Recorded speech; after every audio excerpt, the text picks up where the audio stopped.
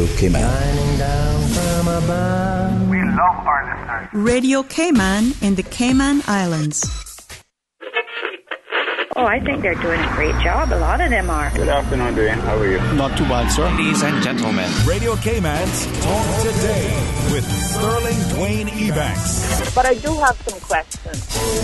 There are more questions than answers. Radio Cayman's Talk Today. If you're ready to talk, we're willing to listen. Well, I really enjoy this program today. Cayman Islands' foremost listeners participation program. May God bless every person.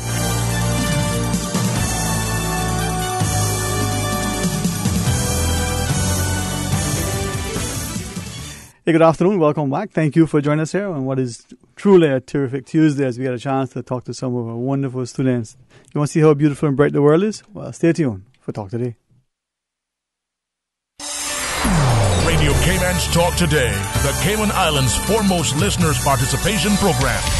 We ask our listeners to avoid statements or comments which are abusive, derogatory, malicious, or defamatory. Do not use any indecent language or make any statement which is false or misleading. Email talktoday@candw.ky or call 1-800-534-8255. Courtesy of Flow. Cayman's #1 network that connects you to your world like never before. Let your voice be heard.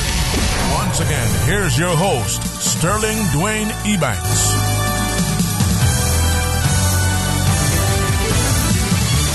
Good afternoon. Welcome. Thank you for joining us. And please, it is the summer. And summer is about hope and expectation. It's about new beginnings and sometimes, that closing chapter of one era and then the dawning of a new novel. So in the studio, from the cab office, we have Mr. Jamal Anderson together with his colleague, Mr. Shay Terry, and two wonderful interns who set to change the world. Right, Mr. Shay? What do you think? These two young ladies are going to make Cayman even better and brighter in the world in particular? Of course. Okay. Ms. Anderson, what do you think? Definitely. I must say that I'm very impressed by these two young interns that we have here. To work quite closely with them and kind of sad to see them go, to be honest. All right. Ms. Ayana Jones and Ms. Chanel Scott are the interns which we refer. Ladies, good afternoon. Thank you for taking time out of the day and joining us. And I'm hoping that two things, as parents particularly, we'll see our investment in their children, our sacrifice, that it does pay dividends.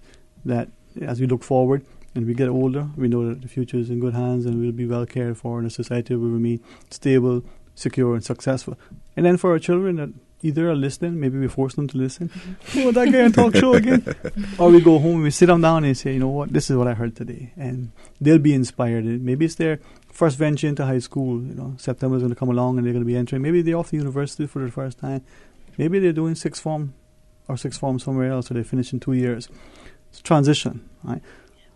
Mr. Yan, we'll start with you. Good afternoon to you, Mom. Thank you. It was a pleasure to really meet you. Thank you. You too. Thank you for having me on the air. All right. Ms. Scott, likewise, Mom. Thank you.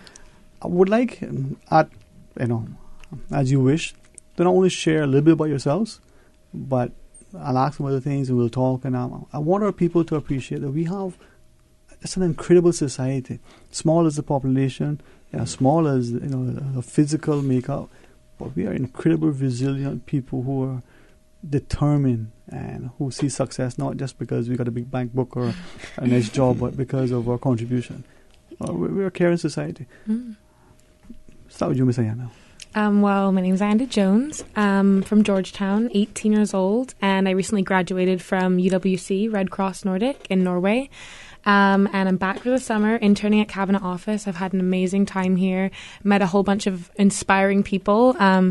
I got a lot to think about in terms of my professional career when I leave university, which I'm going to next year in Edinburgh, Scotland.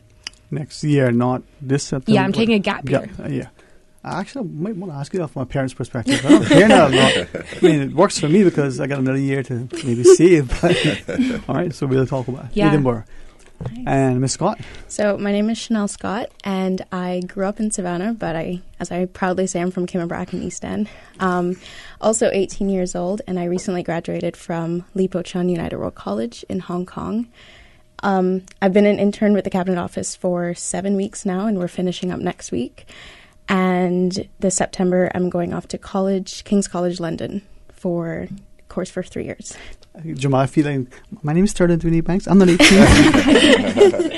No, just kidding. See, to me, life is about laughter and love, and it's about sincerity. And when I look at you guys in just a few, last hour or so chatting with you, I see not only a great sense of accomplishment and maturity and conviction, but a strong sense of compassion for our society and for the future. And I think this is what we have to look forward to, man. Definitely. It's a great place, man. I'm telling you, these leaders are really impressive.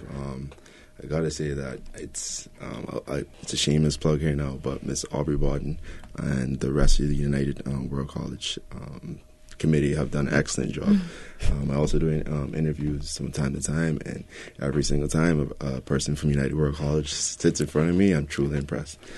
Yeah, I share that with you, and I tell you, if there was ever a time when we look at modern our education system, Ms. Aubrey will tell you that I'm a proponent. The only part I don't like about it is that I like to see the more Christian component, but I understand the part of it.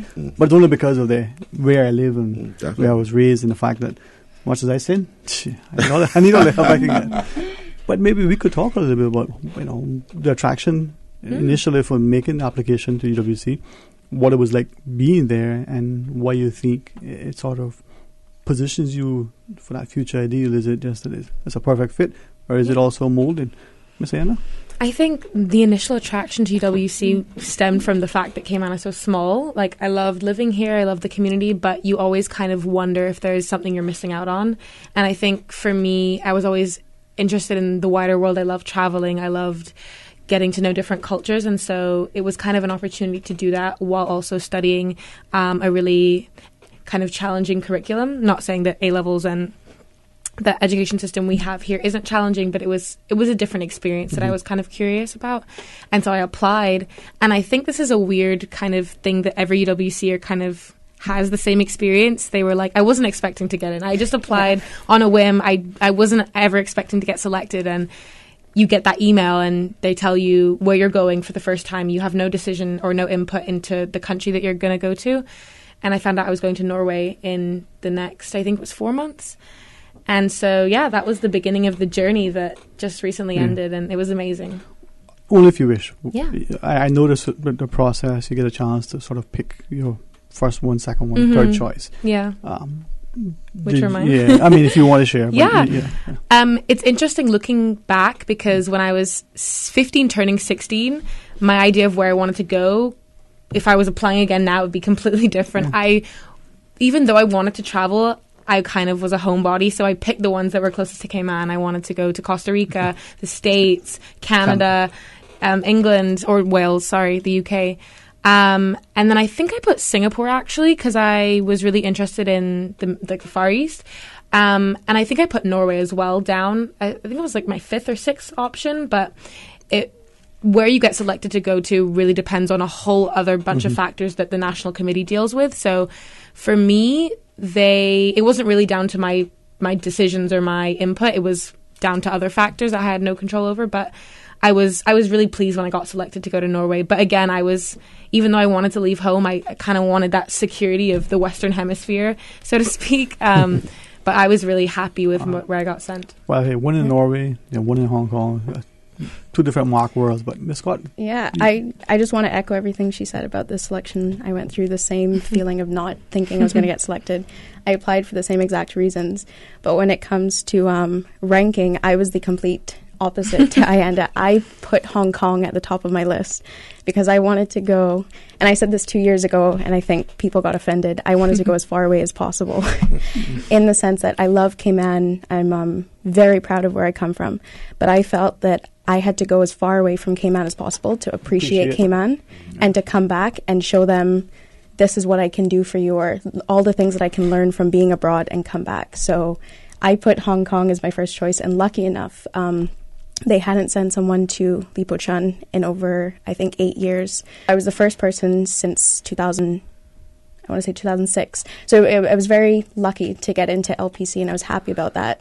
So unlike Ayanda and the other recipient, Julian, I actually got my first choice. So I was very, very happy and grateful to the National Committee and, of course, Lipochun. And I can hear what you're saying. I can also understand why people may take the initial sentiments as being offensive. But Yeah. you think of seafarers, those that travel and who either have retired back here or who always remain here. The further they feel, the more affinity, for Cayman. Education is that thing. It's not just academics, within the classroom. It's the interaction with your peers. It's the travel.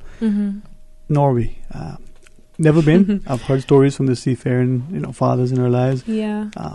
Tell me about it. I arrived in the summer, and Norwegian summers and winters are like night and day. So I got there, it was warm, like 20 degrees. The sun didn't set till 8 p.m. That was kind of early summer. So as the term progressed, the sun wouldn't go down until midnight, 1 in the morning. It was just completely like nothing I've ever experienced. The food is very interesting. It's a lot of fish, but unlike Cayman, they don't season their fish. A lot of, European cuisine, which wasn't necessarily my favorite thing in the world, but it taught me a lot. And even though we were in a rural village in Western Norway, completely isolated from what felt like the rest of the country, I got to experience other cultures just as much as the Norwegian one and the Scandinavian one. So I learned a lot of lessons. They have a lot of humanitarian, philosophical kind of sayings that they live by, all echoing equality and the fact that no one's better than anyone else. And I really loved that I got to learn from that kind of perspective, because you always kind of look to the Scandinavian region in terms of human rights and equality and gender equality and all that kind of stuff. And so to see it in living, breathing, real life, it was really, really interesting. Chanel, from your perspective. Well, the first thing I noticed when she said was the weather. She said 20 degrees was hot. 20 degrees in Hong Kong, we loved that because the weather got up to 35, and of course it's Celsius. I was going to clarify it, Celsius. So when it was 35, 37, we were boiling heat. So when I arrived in summer, it was hotter than Cayman. And I know it's weird to hear people say that, but it was just humid and hot. And I was thinking, oh my God, what did I get myself into? But in terms of adjusting to the culture, adjusting to the language. So before we went on air, we were talking about in Hong Kong, they speak Cantonese and they write in Mandarin. So a lot of people asked me, how did I get over this language barrier, like moving to a new city? But in fact, a lot of people in Hong Kong speak English, which is very helpful. So going to the supermarket, going to the bank, they do communicate to you in English, but it is useful to have those, easy phrases to get around by. But in terms of adjusting to the overall culture, I think of being in Hong Kong, there's a lot of etiquette things that that are different. Just the way you walk in the streets, the way you communicate to people. Public transport was very interesting. In Cayman, we all are dying to turn 17 and get our license and drive around everywhere. Or I should say most big cities, you're not looking forward to driving. Like the public transport is amazing system. You have the subway, you have the MTR. So that was definitely a perk of being in Hong Kong and something I had to adjust to moving back home this summer, having to drive everywhere and not being able to walk. Yeah. So just little things like that. I would say I miss Hong Kong, but I also appreciate Cayman for what it is. Now, rural. Yeah. And very city. metropolitan. Yeah. 5 people in your place. Compared to, it's probably 5 million. Yeah, exactly. That is exaggerated. Yeah. But marked difference and being only, just slightly familiar with some of the campuses, you see the differences. But this is where our people get to. Maybe when we come back from our break, share with us how that is potentially may have influenced your career choice. Has it shaped your worldview, your desires for the future of Cayman? Not to put words in your mouth, I always think that our public transport, our infrastructure is something that we could look at more here now. Only because you travel and you realize some of those things. People take it offense by that too. So today might be that offensive day. I don't know. But not as long as we have these wonderful individuals in the studio, including Ms. Anderson and Ms. Terry, who joins us and allows us to, borrow some of the insights of our interns. 1-800-534-8255 or 949-8037 if you want to share your thoughts with us. Stay tuned for Talk Today. Sports Extra, keeping you informed. Competitive. And the fact that it's local. Premier local sports show on your radio. Tuesdays 7 to 8 p.m. on Radio Cayman. gossip, highlights of local sports around the Cayman Islands. If you would love to have your association, federation, your club, coaches, athletes, or events featured on our show, please email sportsextracayman@gmail.com. That's sportsextracayman@gmail.com. Also, look for us on Facebook. Sounds good. Sports Extra, tonight following the information hour. Babe, not tonight. I need to be rested for all-day meetings tomorrow. What are you talking about? I was almost asleep. You keep poking me, and I can't sleep. That's the mattress spring I keep telling you about. Not me. We really need to get a new mattress. Tossing and turning, back hurting, can't sleep? It might be time to turn your old mattress and go to bed with a new one. Browse the huge mattress showroom at Brand Source Home Gallery and pick the perfect mattress today. With mattresses to suit every budget, Brand Source Home Gallery stocks a wide selection of sizes and styles like pillow top and gel memory foam. So stop tossing and turning and sleep better tonight with a new mattress from Brand Source Home Gallery, Dawson Drive, Industrial Park. Nursing, education, social work, media studies, hospitality, electrical, plumbing, AC. Wow, I didn't even know that the University College of the Cayman Islands offered all that. Yes, all that and more, as well as event management and QuickBooks. They also did customized training for our staff last month. Hey, didn't your son just graduate from high school? Take him so he can apply for the fall semester. Pursue your academic and professional goals at UCCI. Admissions are ongoing. Classes start August 27th. Visit them or call 623-8224 to learn more. RC Fusion featuring Billboard pop hit songs and more from the 70s to the 90s. RC Fusion. Weekdays from 10 a.m. till 12. RC Fusion, brought to you by Merengue Town. Take a walk on the wild side. It's time to feel the rhythm, time to feel the vibes. It's time for Merengue Town. RC Fusion. RC Fusion. The Kirk Freeport Clearance Center is now open. Kirk Freeport needs to make space for new season merchandise and is offering clearance discount pricing on a wide range of china, crystal, jewelry, watches, and accessories in a brand new clearance store. Located in the Town Center Plaza next to Burger King in downtown Georgetown, new stock will be added all the time, giving you a brand new clearance store to shop every week. The Kirk Freeport Clearance Store is open in Georgetown now. Outrageous discounts with new stock all the time. Get down early and often to avoid missing out. Talk today. But I do have some questions. Talk today. Cayman Islands' foremost listeners' participation program. Talk today. Because there are more questions than answers. What the public is saying. Waging to take your calls right now. Sterling Dwayne Ebanks.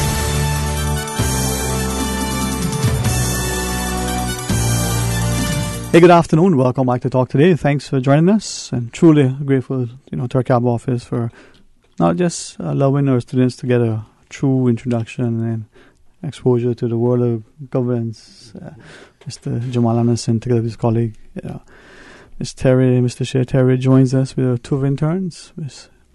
Chanel, and of course, I think Ms. Ayanda, as I was just reflecting quickly during the break, some of the things that you were sharing, the United World College experience, when I think of a Caymanian student specifically, whether going into high school or into sixth form or off to university, they're ambassadors, but they're also going there to collect, observe, analyze, hopefully, bring back these things that are going to make us a better people. Mm-hmm.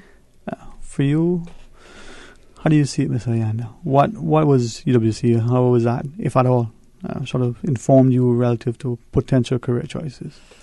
I think I can easily say UWC were the most transformative, amazing 2 years of my life. And maybe that's just because I'm growing up and I'm getting to experience things differently as a young adult. But definitely the people I met, the experiences I had, the conversations I had with people from all around the world definitely opened my eyes to the wider world of how different we are, but also how similar we are and how we all hold the same core values about caring about your community, caring about your families and the children and the future of today, as a lot of people like to call us. But it definitely allowed me to reflect on what I wanted to do and what I wanted to give back to Cayman.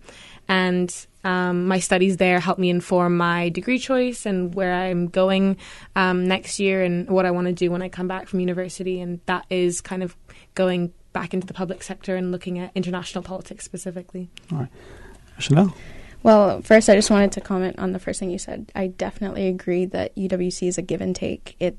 You will get as much out of it as you give to it. Mm-hmm. So we have a lot of, especially on campuses, and I think IANDA's campus was the same, you have a lot of group activities where you share your culture, where you share your food, and you can only get as much out as you're willing to share. So I always shared stuff about Cayman, whether it was our food, the turtles, everything, the beaches, and it's like, even our language, our dialect, people, I mean, you'll hear it now, I'm not speaking in the dialect, but people are dying to know, how do Caymanians actually talk? And that kind of thing, it's just being willing to share everything about your island, being as open, whether it's maybe viewed as negative, maybe viewed as positive, not censoring yourself, just being honest about your island. And I found doing that really gave me the best experience because people were open and honest about their country, whether it was politics, whether it was religion, what they like, what they don't like. So that was just the first comment. In terms of determining my career path, so I want to be a doctor, ultimately. And when I was in LPC, we have something called Project Weeks, which, as I was talking about, community service. So for 1.5 weeks a year, we go to a Far East country, either Thailand, Cambodia, trying to think, Vietnam. We go to one of these places, do a service project. And I went to Cambodia for 2 years. And we worked in a village. And I don't want to say that that was a determining factor for me being a doctor, but it was definitely a driving factor for me wanting to continue being a doctor. Because I got to see a lot of these people who are less fortunate, of course, living in these remote villages. And I think I wouldn't have gotten that experience if I didn't go to UWC. I wouldn't have been able to go to a village in Cambodia for a week and be with kids, be with mothers, be with teachers, doctors, all these people who are trying to help them. So I think that's what I can say UWC gave me in terms of driving my career. And as I listen to you, I recognize too that sometimes, I say this specifically of Caymanians, we don't appreciate what we have here. Definitely. We see it as, it's boring, there's nothing to it, it's primitive, but then when we compare it to other places, not even remote villages, but even some of the industrialized nations, our quality of life, standard of living is on par or higher. Yeah. Lacking in certain areas, but still. From that perspective, Ms. Ayanda, going off to university, whether it's UWC, whether it's, you're just finishing up your postgraduate and you come on by, what is it that Caymanians need to appreciate and recognize of themselves, of their country? But I think community is taken for granted here extremely. So going away, especially to European countries, especially to the Nordic region, they have this weird concept where they don't like people invading their personal space. They're not very affectionate. So I remember going to hug my Swedish friend and she was completely weirded out by it. I was like, you don't want to hug me? And we're best friends? We've been friends for 2 years, you don't want to hug me? And I just found that so strange. So I took for granted the fact that Caymanians are very affectionate, they're loving, they want to make sure that you're enjoying yourself, you're having a good time, you're always fed, you're always given a drink when you enter the house. And I think that spirit of community and caring for one another is something that you really overlook, and that was a bit of a culture shock, but it definitely made me appreciate it when I came back here. I think it's something to do with the weather. We're hot, we love to hug, we like to move. And it's a completely different story when you cross the pond and when you go to Europe. And there's a lot of things that I love there that were different from here. But I would never prefer one or the other. I would never say I want all of this and none of that. I think me as a person, my experiences from going to school in Norway have shaped a little bit about me. And I took what I liked from there and I combined it with what I already had. Growing up in Cayman, and it's just, it's a big melting pot. Asian countries. In Asian countries, in general. Well, in terms of appreciating Cayman, I can say from living in the city, what really shocked me, and you'll see it when you go to big cities, but it never really hits you until you see it every day. You're crossing it every day. So I would see people living in cardboard boxes. And it seems like something extreme that you see on TV, and you're like, oh, yeah, it happens, but then you're not really connected to it. Living in Hong Kong, and I don't want to say that that's the entire Hong Kong, it's certain areas where you'll have people on the streets living in cardboard boxes, moving cardboard boxes around, and then you come to Cayman and you don't have that. And I feel like a lot of our young people, like you said, they don't appreciate the fact that we have access to free education, we have access to healthcare, we have all of these things, and it's not until, like I said at the beginning, it's not until you go far away that you appreciate what you have here. In terms of, I guess, what I hope young Caymanians start doing more is, or start doing less, I should say, is have less entitlement.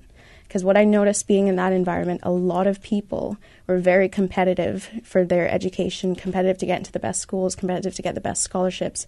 And I personally feel a lot of young Caymanians have this entitled attitude that they are expected to get certain things without working for it. And of course, you're not speaking for the entire young generation. They're amazing Caymanians, young Caymanians. But I just feel like if we had more of that drive. Is it a lack of competition? Why you think? It could be a factor, but I don't think it's a lack of competition. I think it's changing your mentality that you should get something because you're Caymanian. Is that something, why do you and I don't, in another setting I certainly would engage you because you guys are, hopefully this is said correctly, very, very mature. Yeah. And I think something that we as a community fail to appreciate amongst our young people, not just their level of maturity, their level of insight, and their level of intellect. And listening to you, if I close my eyes, I could be speaking to you, university professors. You have a perspective, and I think that's where we as a people need to look to our future by looking to today and listening to their experiences. If I could, though, that entitlement aspect that we hear being bandied about, sometimes it's as negative and just derogatory. Sadly, it's never as often said in that constructive, respectful manner and tone in which I hear from you now. And I think that's what we need to hear more of that, so that we hear as a people, you don't expect this without working for it. My mama says you want something, you got to work for it, right? Exactly. Yeah. How do we get to that point where our people start to value and appreciate what we have? Miss Terry, thank you. And the senior voice joins us. Well, I feel like sometimes as well, people aren't encouraged the way they should be as well, Sometimes people need that extra push, they need that extra encouragement, they need someone to tell them, well, look, you can do this and you can make it. All right. Do we think then that, if I use the term free rider in economics, we're familiar with that. Yeah. Do you think that that's too many of us in our society that are free riders? And then is there too much a propensity to abuse our resources? We go to the healthcare, we go to education, and not just that we don't value it, but we believe it's there, and it's us, all of us who live here. I think what Chanel said about the fact that you don't see certain things in Cayman, like homelessness or the effects of drugs or mental illness, just because we are such a small community, and if you do struggle with those things, you're very easily supported by those who are around you, whereas if you're in a big city, you have this kind of, you can fall into isolation and you can fall into not having this safety net. I think having a safety net is an amazing thing, and I'm not saying that we shouldn't have that safety net in Cayman, but I think that plays a role in why people are too comfortable in where they are. They don't feel as though, and I'm just speaking very generally, yes, some people might not feel as though they need to get a college education because they know their family's going to take care of them. They know they can always live the street down from their parents. They know they're always going to get a job if they just look hard enough, or if they know people. I'm not saying that this is everyone, but I'm saying some people could think this. And I think that's an attitude that might need to change. That, again, you shouldn't be entitled to anything just because of where you were born, and everyone needs to pull their weight and contribute to a constructive Caymanian society, because there are people that go above and beyond and contribute hours and hours and hours of their time, whether it be voluntarily or in work, to make the lives of the people they serve better, the kind of motto of the civil service, whereas others may feel like their lives are too comfortable. And I'm not saying having a comfortable life is a bad thing, but you should be able to work for that comfortable life and enjoy whatever it may be, but just contribute something. And also adding on to what Deshay said earlier, I think it's a matter of encouraging people, because you touched on college education, and I feel what we're doing well as well. We're not like other countries where you're only pushing one career path. And we talked about this a lot being in Cabinet Office. You're not pushing the doctor, lawyer, accountant agenda. I find that in Cayman, we are advocating for those vocational jobs. We are advocating for the tourism industry. We're moving away from, okay, in order to be successful, you have to become an accountant, a doctor, lawyer. We are providing that foundation to say there are other things you can do. And I find that's why Cayman is very unique, because we are a culture where we support what you want to do, and we support that whatever you go to college to do, or whether you choose not to go to college, that you're going to find a way to contribute to society. But it's just So while you have that community that will lift you up and support you, I think it's you personally saying, this is what I want to do to give back. All right. When you come back, just goes so fast. So thank you guys for your time. And I trust that people listening, from prospective employers to those grant agencies to everybody else, that they see you as what you are. Strong intellectuals who have a desire to serve this country. And we can get away as a people from holding things against people because of their views. Maybe we'll be a little mature at some point. Can we ask about college? The question that I have. It appears that there are some of us in our communities that are saying to our young Caymanians, oh, you don't need a college education. I grew up in a different era. My mother will always say, even to the great-grandchildren, listen, there will come a day when you need a college education to pull bush. Right? I want us to all get, continually learn and get education. So is there a fear that even in our infancy now that we're starting to create a disincentive, whether a financial impediment or some reason that will limit, hinder, otherwise discourage young Caymanians from pursuing tertiary qualifications? That's the question on the table. The answer gets a chocolate nugget. Stay tuned for Talk Today.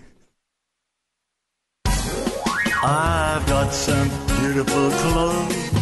I know just where they go. Meet the world with Puritan Cleaners. They are here for you and me. Best cleaners you will see. Happy 60th anniversary to Puritan Cleaners. Puritan, now using the most popular and eco-friendly cleaning solvents. Through the month of August, take 16% off on all men and women's apparel. 4 convenient locations to serve you: Savannah, Countryside, Elgin Avenue, Georgetown, Centennial Towers, West Bay, Eastern Avenue, Georgetown. Drive-through, rain or shine, free pickup and delivery. Call Puritan Cleaners, 949-7104. You feel good when you look good.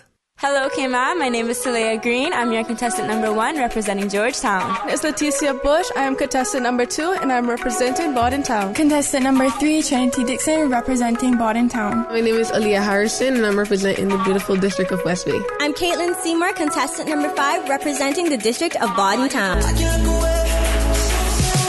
You're listening to Radio Cayman. Join us on August 25th for the 30th annual Miss Teen Cayman Islands pageant held at the Lion Center. Be there! Be there!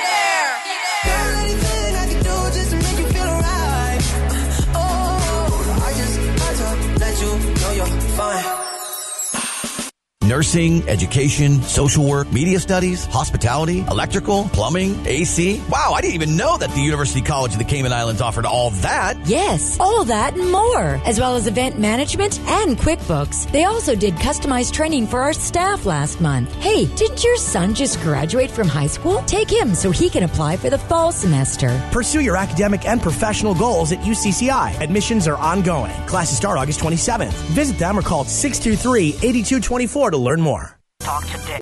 But I do have some questions. Talk today. Cayman Islands' foremost listeners participation program. Talk today. Because there are more questions than answers. What the public is saying. Waiting to take your calls right now. Sterling Dwayne Ebanks.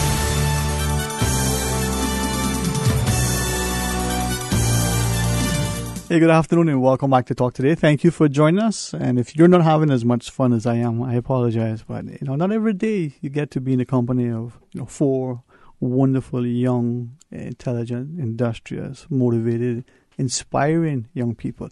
From a, 4, sir. I include you.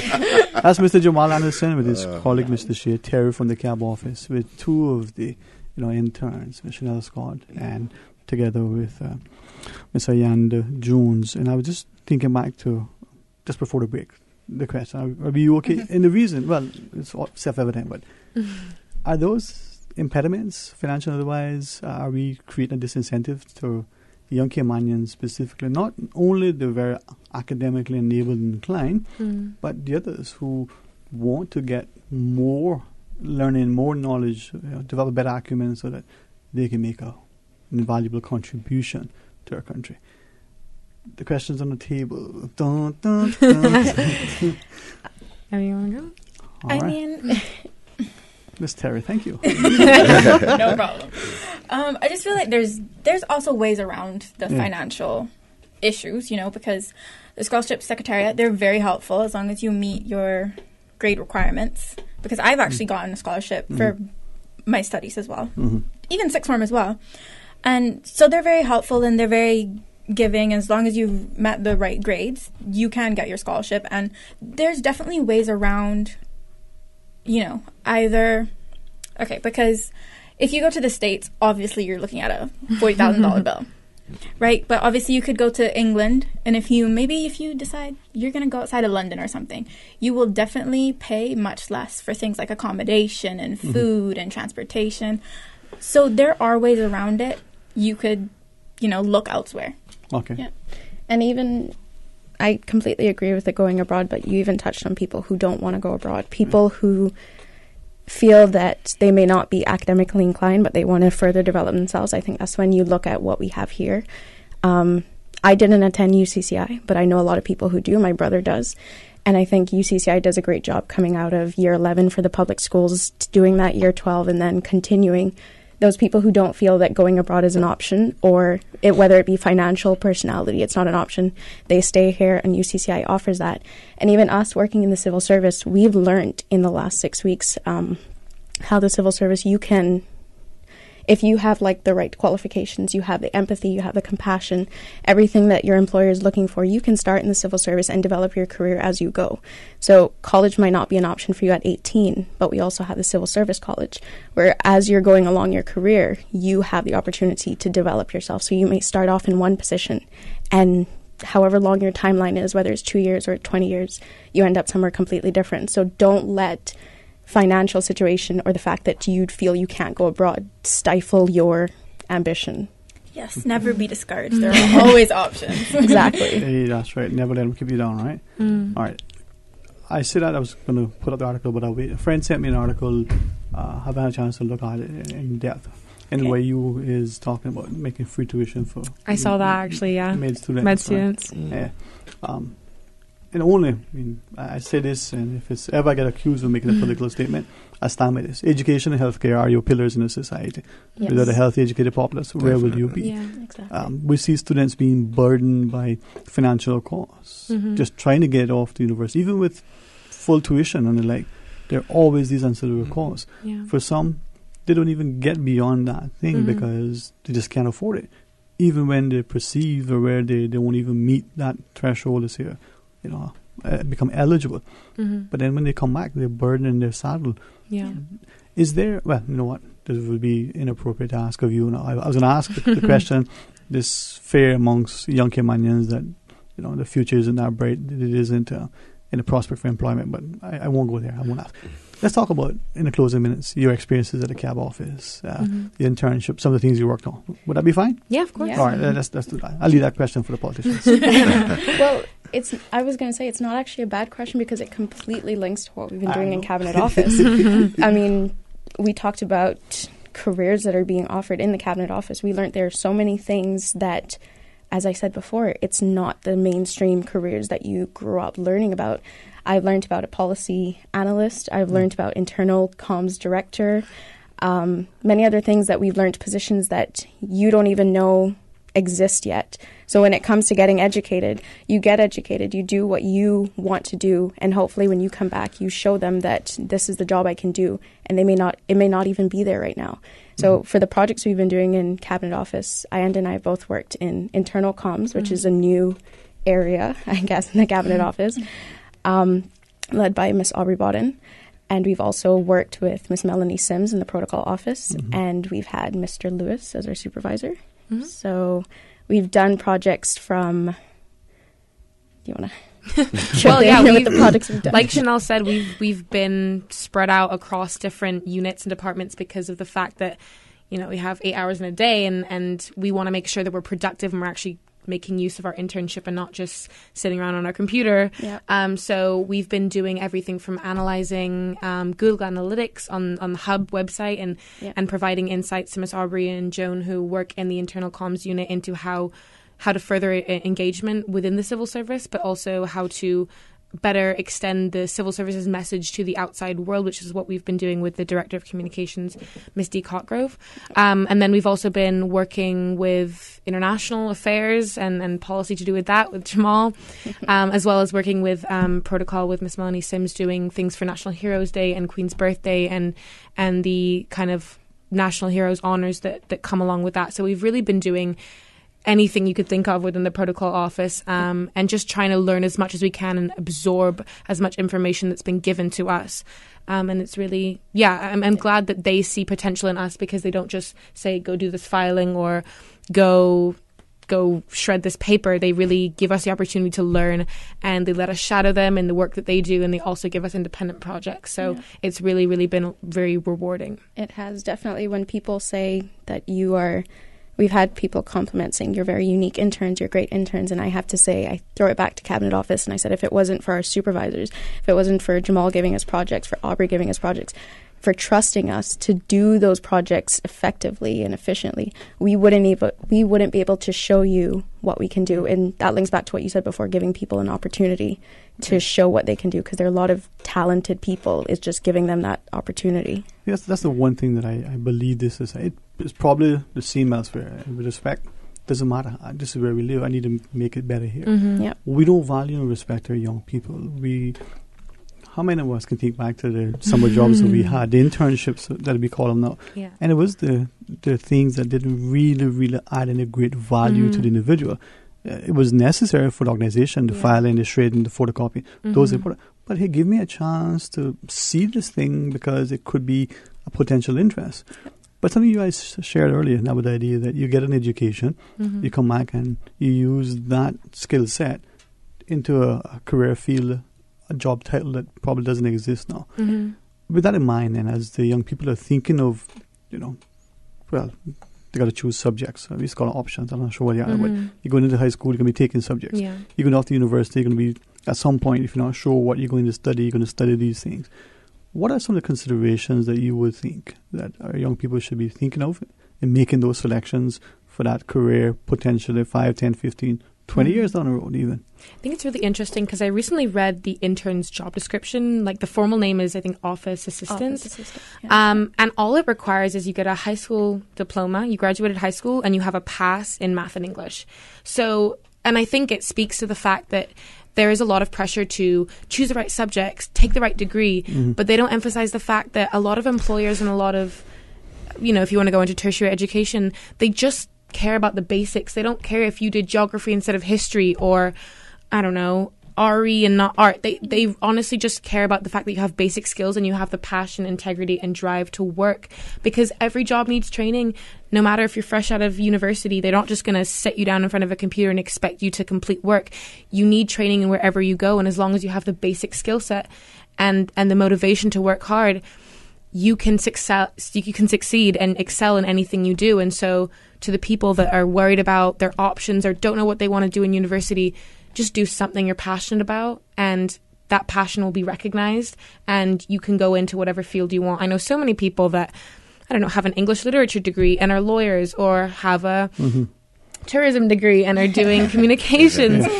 As long as you're educated, which shows that you're passionate and you're hardworking, you can get a job. Demonstrates what you are. Exactly. But I definitely agree. But you also want to speak to those people who didn't get the opportunity to go away. I think the passion is the important part, because even those people that don't get the opportunity to have those letters behind their name, the important part is that you're willing to develop yourself. The point is that you're willing to go that extra mile, even though you didn't get to go to college. You're willing to devote yourself to the organization to grow. So the ethos of integrity, definitely, passion, demonstrated competence. Yeah, I think that's where, when I look at our future and the young people that I get a chance to interact with, that's what makes me smile, makes me encourage. It also is frustrating when you see adults or other little things that could potentially derail that vision. We discriminate against our people because of their age or their gender or some other, and not even conscious or aware of it, but sometimes very openly. You guys have been an inspiration. I honestly, I commend you both. I thank the Cabinet Office. I'd just like to follow up Mr. Ebanks, and also say that, as I started off in the show earlier, these interns have been really amazing. It's working with them. I've actually learned a lot from them as well. So you can be an expert in your field, not claiming to be expert in my field. No. But just having someone to come in and looking at it from a layman's perspective, you'd be surprised the amount of things means to be more efficient or to look at things from an outside lens and how can we do things better? Because at the end of the day, I think Ayana touched on it earlier. The goal of a civil service is literally to serve and give back to our community. I'm not saying you didn't do it either, Chanel, but just to allude that. No, man, these guys are great. I'm looking forward to future discussions. Yep. Ms. Terry? And just to reiterate, oh my goodness. Reiterate what Jamal said. Just like Saxel. Yeah. I like that word, man. Just to reiterate what he said, they've been great because they've actually been in cabinet longer than I have. I just started 4 weeks ago. This is my fourth week now. And they've been great in helping me integrate, and we've been working together on quite a few projects. We just started planning public communicators workshop, and we've been working really closely on that, and they've been great. Yeah, man. Well, thank you. If you wish, only if you wish, any final thoughts? Scott first? No, actually. Ms. Jones, we'll start with you first. Yeah, I would just like to say thank you for having us on the air, because it just demonstrates the opportunities that are given to young Caymanians to talk about the things they're passionate about, and you trust us to say intelligent things on the radio. So again, yeah. Was that the idea?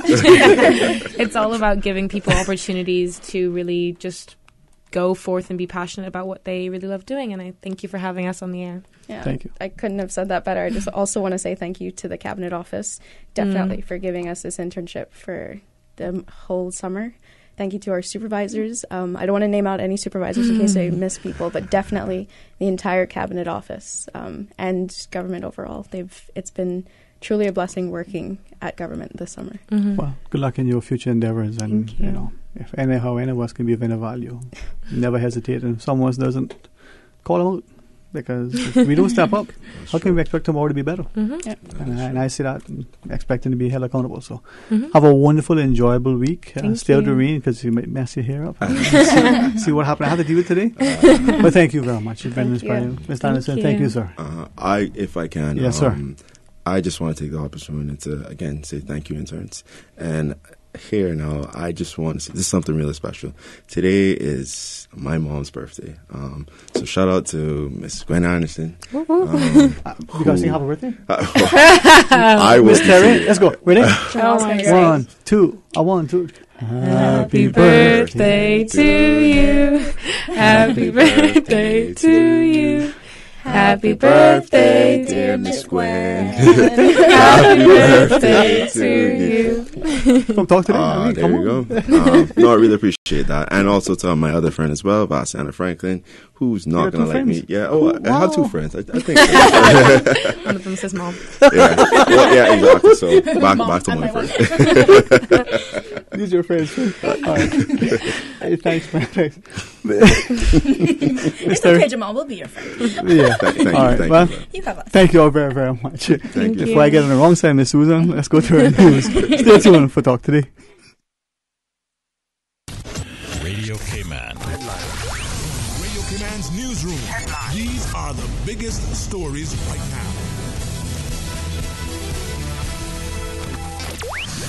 With your latest headlines, I'm April Cummings. As educators gear up for the new school year with the annual Education Professionals Welcome on Thursday, the Department of Education Services says it will close from 8:30 a.m. to 10 a.m. Thursday to allow staff to attend the annual event.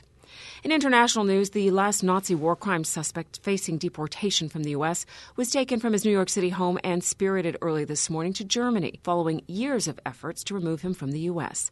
The deportation of the 95-year-old former Nazi camp guard, Jakob Palage, came 25 years after investigators first confronted him about his World War II past. And he admitted lying to get into the U.S., claiming he spent the war as a farmer and factory worker. Investigators recovered the body believed to be that of 20-year-old college student Molly Tibbetts, who disappeared from her small hometown in central Iowa a month ago. A press release from the Iowa Division of Criminal Labor says the body was discovered in rural Poweshiek County, which includes Tibbetts' hometown of Brooklyn, Iowa. She was last seen taking an evening jog on July 18th while house-sitting for her boyfriend, who was out of town. She was reported missing by her family the next day after she didn't show up for work at a day camp for children. And Microsoft has uncovered new Russian hacking efforts efforts targeting U.S. political groups ahead of the midterm elections. The company today said a group tied to the Russian government created fake websites that appeared to spoof two American conservative organizations, the Hudson Institute and the International Republican Institute. The other fake sites, 3 in fact, were designed to look as though they belonged to the U.S. Senate. Those are your headlines. From Radio Cayman's newsroom, I'm April Cummings. Radio Cayman, the voice of the Cayman Islands. What's happening in your community? News and information, music and more. You can find us. www.radiocayman.gov.ky. Like us on Facebook and follow us on Twitter. Radio Cayman is your choice, your voice for today's biggest news. Radio Cayman.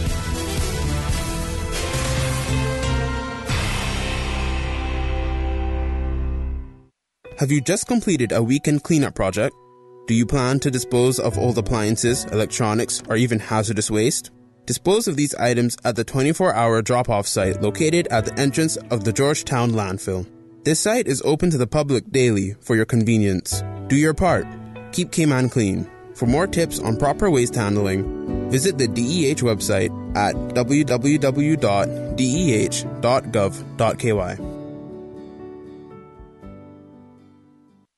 Brand Source Home Gallery has been appointed the exclusive Cayman supplier for Duravit bathroom products. Duravit is the leading international manufacturer of bathroom ceramics, tubs and showers, recognized around the world for beautiful, functional products. Winner of top industry awards, Duravit collaborates with leading European designers to provide the most elegant and innovative bath products. If you're ready to bring style, comfort and innovation to your bathroom, visit Brand Source Home Gallery to see the new Duravit showroom and meet the in-house bath designer. Whether you're planning a functional family bathroom or a personal spa retreat, browse the Duravit collection and be inspired. Brand Source Home Gallery, delivering a new standard in custom designed bathrooms. Brand Source Home Gallery, Dorsey Drive, Industrial Park.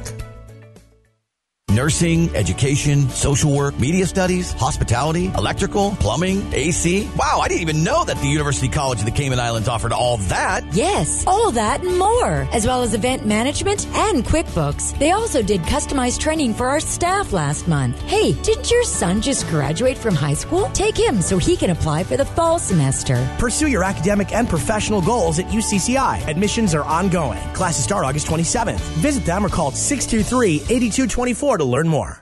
The Lions Club of Tropical Gardens, in association with the Cayman Islands Cancer Society, presents Steve Higgins and Friends in Embracing Romance. An elegant evening with Dahlia Winter, April Marr, Amaya Lewis, and Steve Higgins. Sunday, September 2nd at the Marriott Beach Resort, 7 Mile Beach at 6 p.m. sharp. Come hear impeccable performances of timeless love songs, punctuated by riveting, stunning creative dance in a classy, romantic evening. Tickets at Funky Tangs or Super Stitch and Virtue, or call 916-5008. That's Embracing Romance, Sunday, September 2nd at 6 p.m. at the Marriott Beach Resort with Steve Higgins and Friends. Proceeds will go to the Cayman Islands Cancer Society and the Lions Club of Tropical Gardens. Sponsored by Harney's, NCB Capital Markets, S&P, Oger, and Radio Cayman. Cayman Islands' foremost listeners' participation program. Because there are more questions than answers. What the public is saying. Waiting to take your calls right now. Sterling Dwayne Ebanks.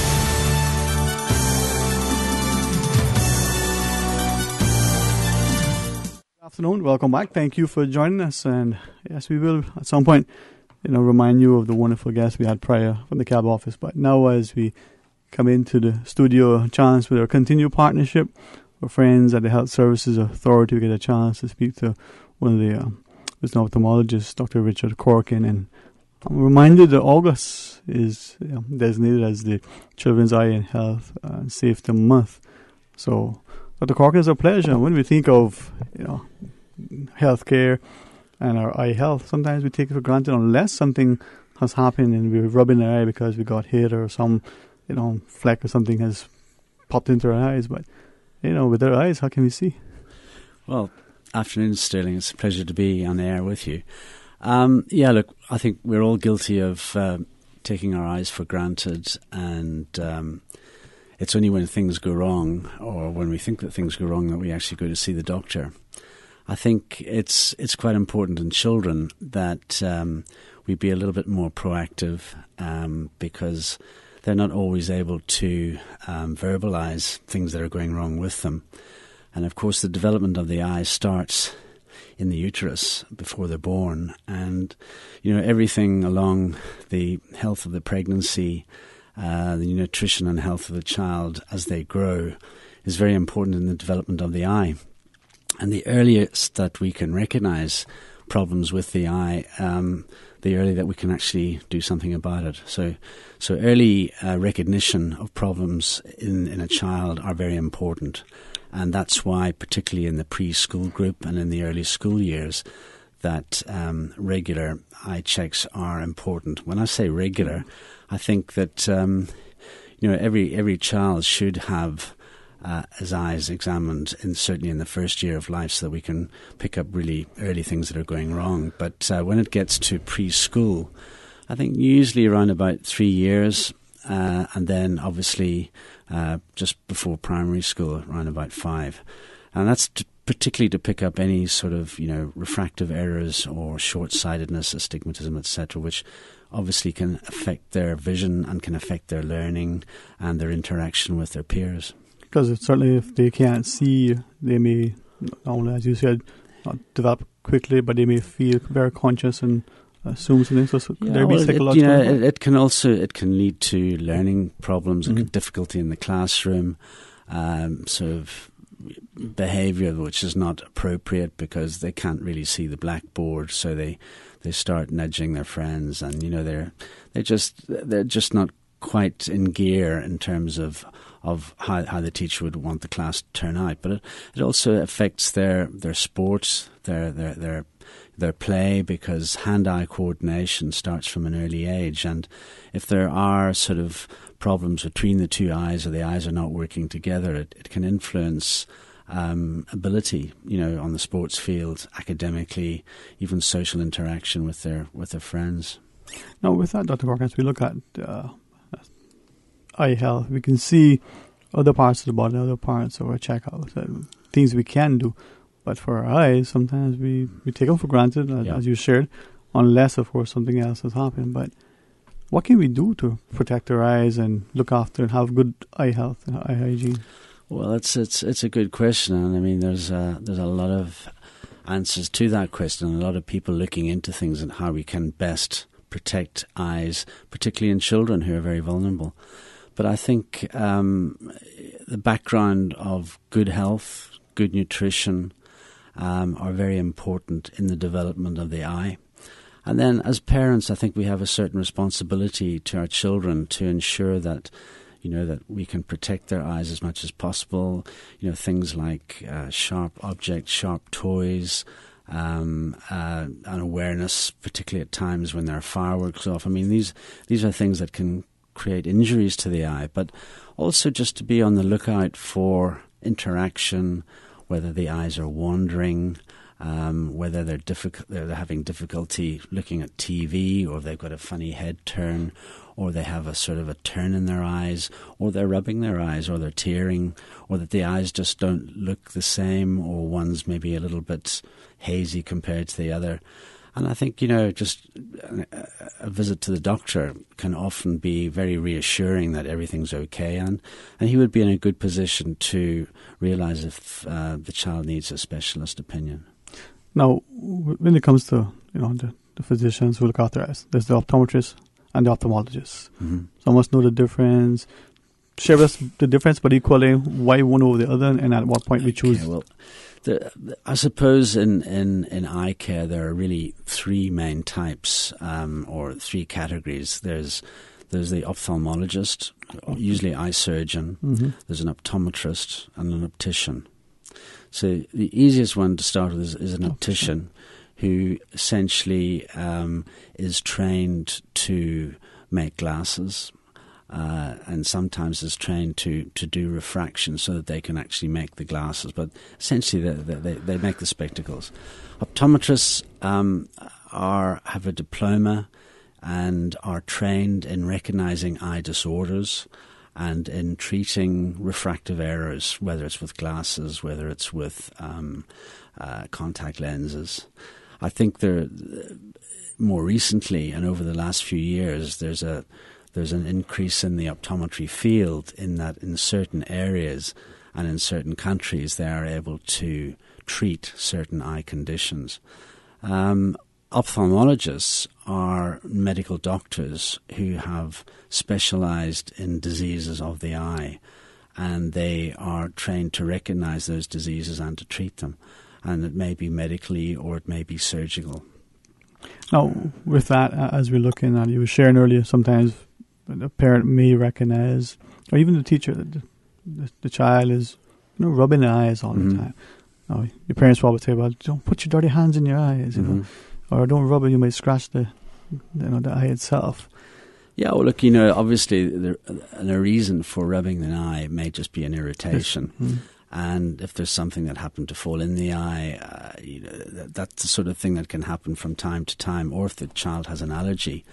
But if it's a constant thing that sort of seems to be more than one particular time, or if they sit down to read a book and they're rubbing their eyes and perhaps just not getting the gist of what's going on, or rubbing their eyes in front of a TV, something like that, then I think it's probably worthwhile finding out, is the child seeing okay? Because the child can, if visions are blurred, they think that there's something in their eye, so they try to rub it out. Okay.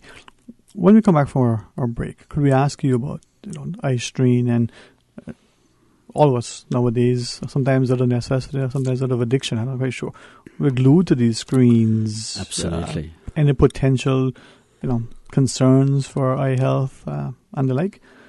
All right. When we come back, we'll get some insight. Please stay tuned for Talk Today. Wow, looks good. What is that? Chicken chair. What did you just say to me? Chicken chair.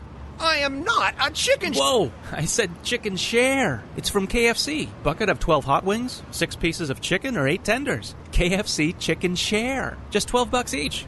Oh. Want some chicken, tenders, or hot wings? You're sharing your chicken share with me?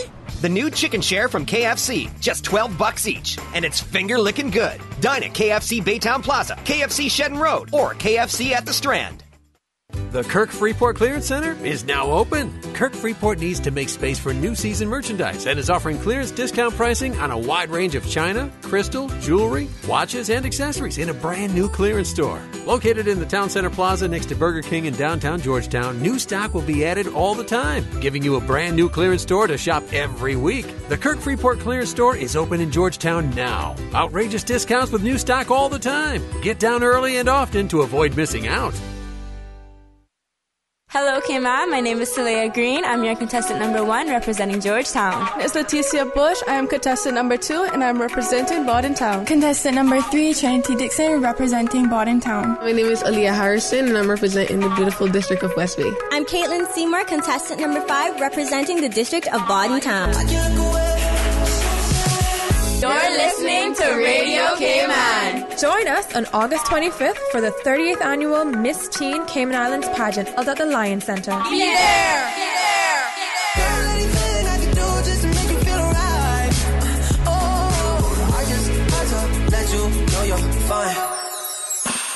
King Sports Center takes pride in being more than just an ordinary gymnasium.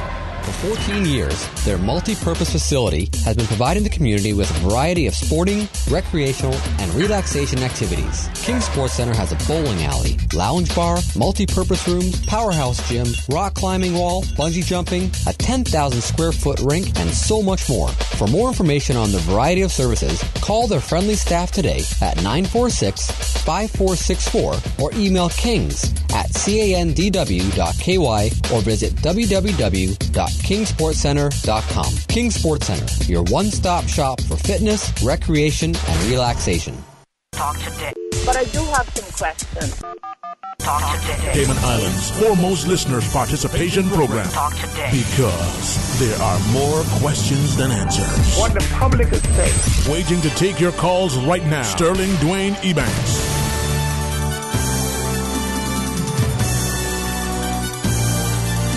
Good afternoon. Welcome back to Talk Today. Thank you for joining us. And in the studio, Dr. Richard Corkin, ophthalmologist over at the HSA, and we talk about, eye care and August being designated Children's Eye Health and Safety Month.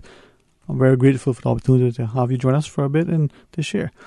I'm interested in a number of things, not just eye strain, but the potential to help us to protect our eyes. But eye strain, I was asking about constant exposure, deliberately sometimes, very consciously. Mm-hmm. We're looking at these screens, from the television to the computer to the tablet to the phone to all these things, because it's how we do our business. It's how we engage and entertain ourselves, right? Yeah. Well, I think, digital devices, computers, laptops, smartphones, these are all a relatively new phenomenon. And certainly when I was growing up, I wasn't part of it. When kids used to play, we used to go and kick a ball outside, throw a ball, and chase girls. But today, I think things are a lot more sedentary. And, most children from a very young age now have an aptitude of being able to deal with digital devices, whether it's a laptop and a small child playing games, or whether it's, an older smartphones and texting.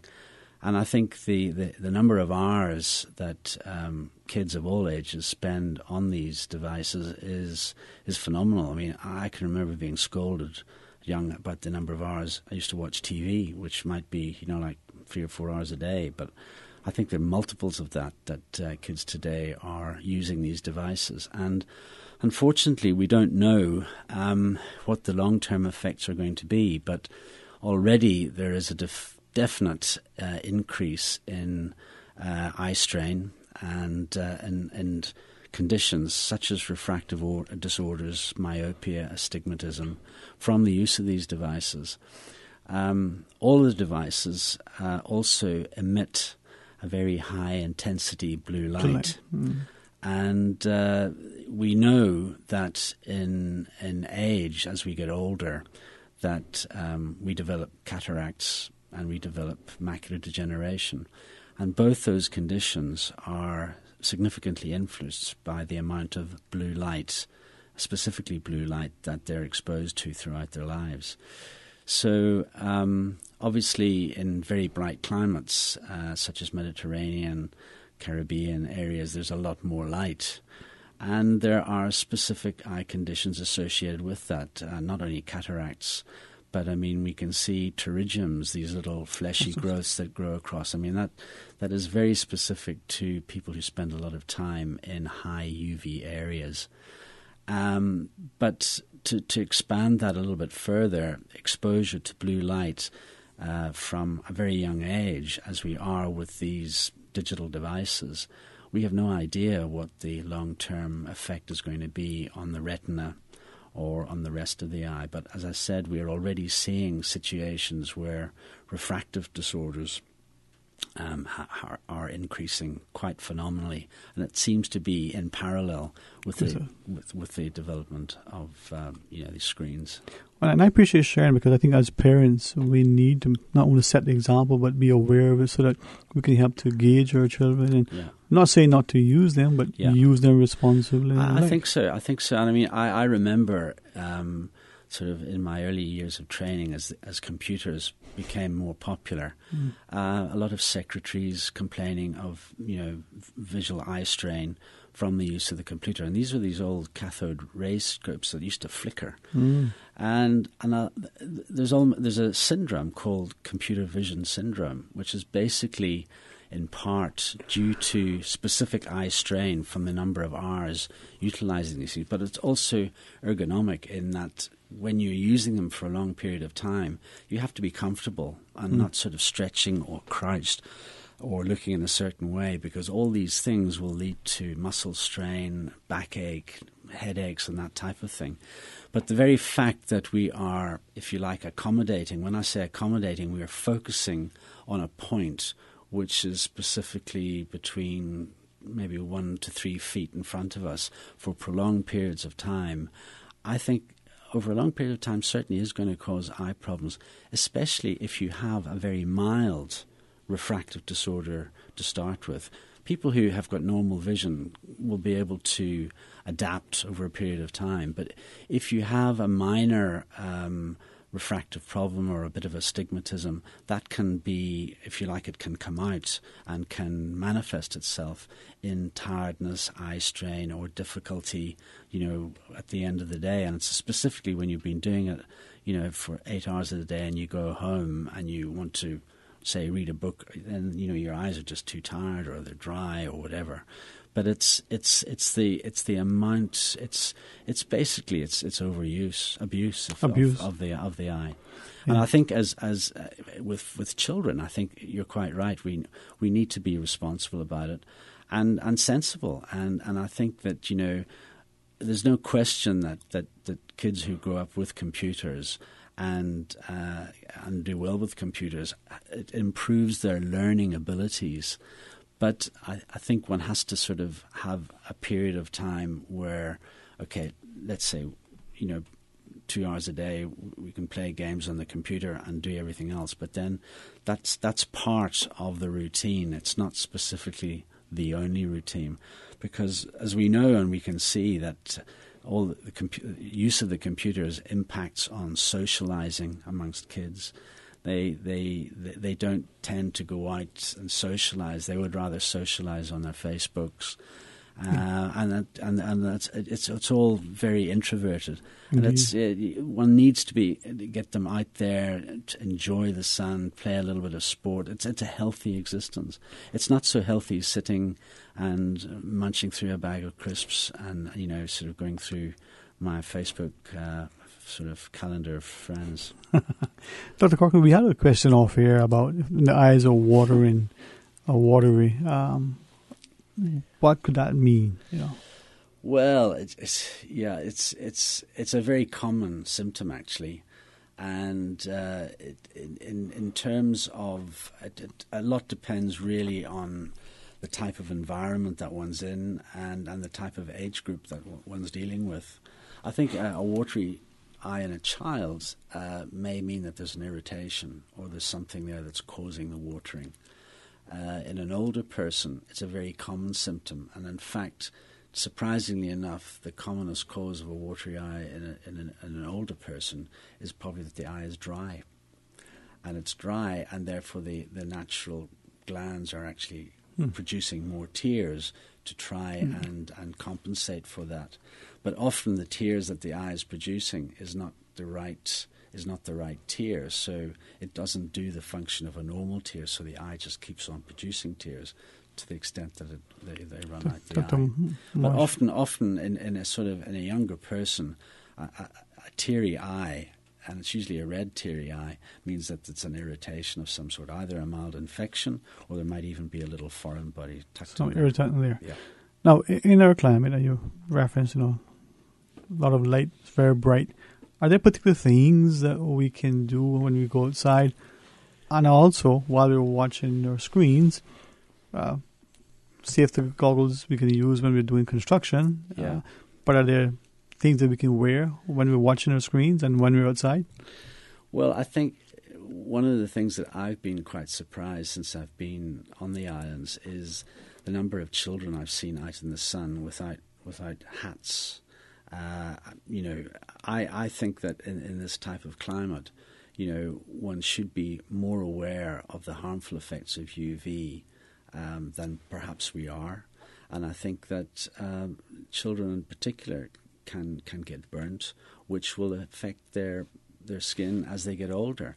And in the same way as I have worn UVB protecting sunglasses for many years, and I virtually use them as driving glasses, but they specifically block out UVA and UVB, and I just think that we should probably be looking at putting this type of protection on our kids, especially in a climate like we have in the Cayman. So all of us wearing proper, because we can buy some that. The problem with buying some of the glasses, which cost a lot less, and they're just tinted glasses, is that what they don't block out the harmful rays. But But what they do is, because they block out some of the visible rays, the pupil actually dilates and lets more of the harmful UVA and UVB through. So it's a bit of a double whammy there if you use cheap glasses. I think it's just like if at schools, I think we need to be a little bit more prescriptive in getting our kids to wear protective eyewear in particular games like baseball, sometimes basketball. There's a lot of injury happens in sports, and the vast majority, well, I wouldn't say the vast majority, but a high percentage of injuries to the eye occur in children under the age of 15. And it's a terrible thing in life to start off with an eye injury, because it will be with you and it will affect you for the rest of your life. Well, that's sport or in the sun. But what about when we're on our computers, staring at the phones? Are there anything known that would help reduce the blue light, protect our eyes? Yeah, well, you can get coatings which will block out the harmful blue lights. And sometimes when children or even young adults, when they do have problems with their learning or with spending time on a computer, they go to the optometrist and they may prescribe a very mild set of glasses to help them just to balance their refraction, really. And one can apply coatings to those lenses which will block out the harmful effects. But you could get plain glasses with those particular coatings to block out the harmful rays, yeah. Well, Dr. that's the thing. Sometimes we may not be able to see the invisible light, we may not be able to appreciate it, but its impact can be negative and long term. Yeah. Your final thoughts in relation to looking after eye health and being safe as we go through this month and into the school year? Yeah, well, look, I think our kids' future are very important to us, and the health of the eye mirrors the health of the body, and so